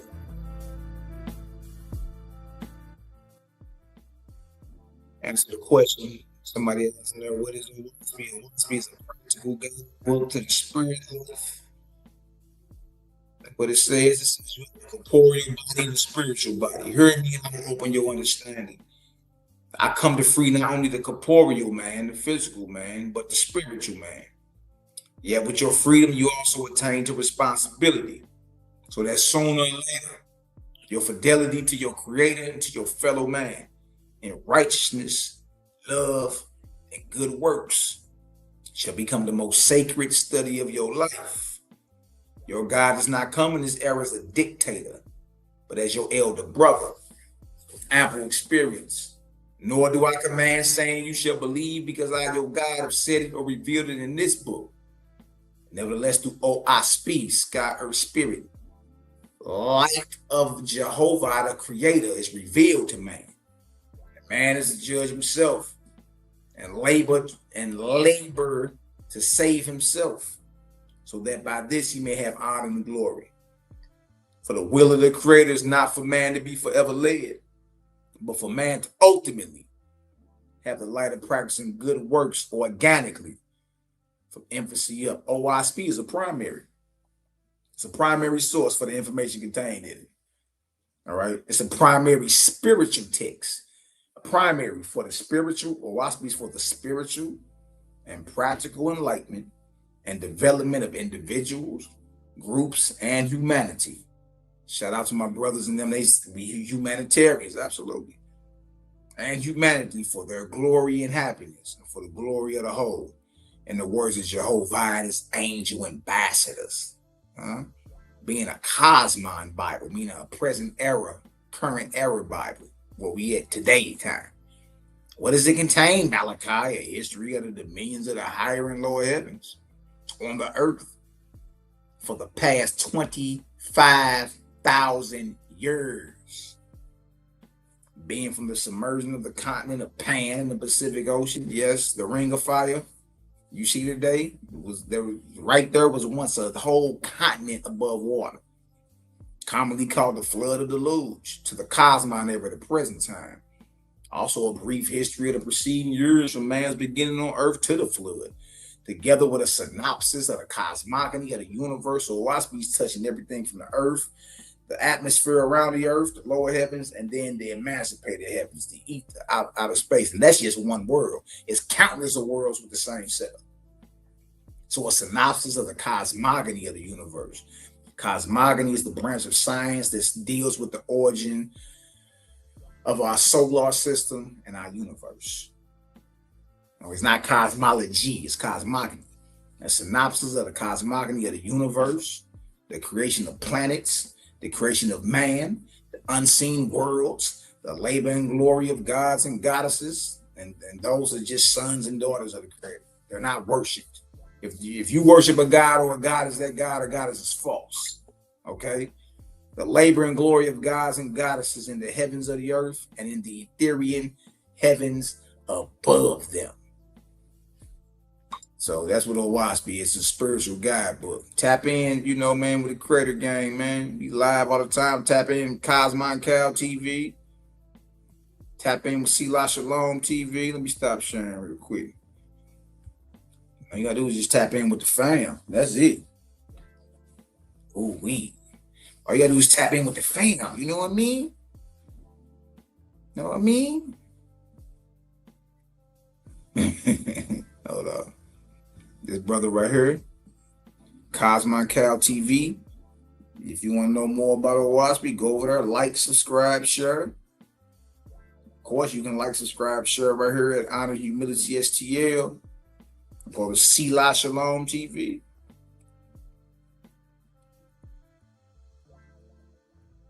That's another one.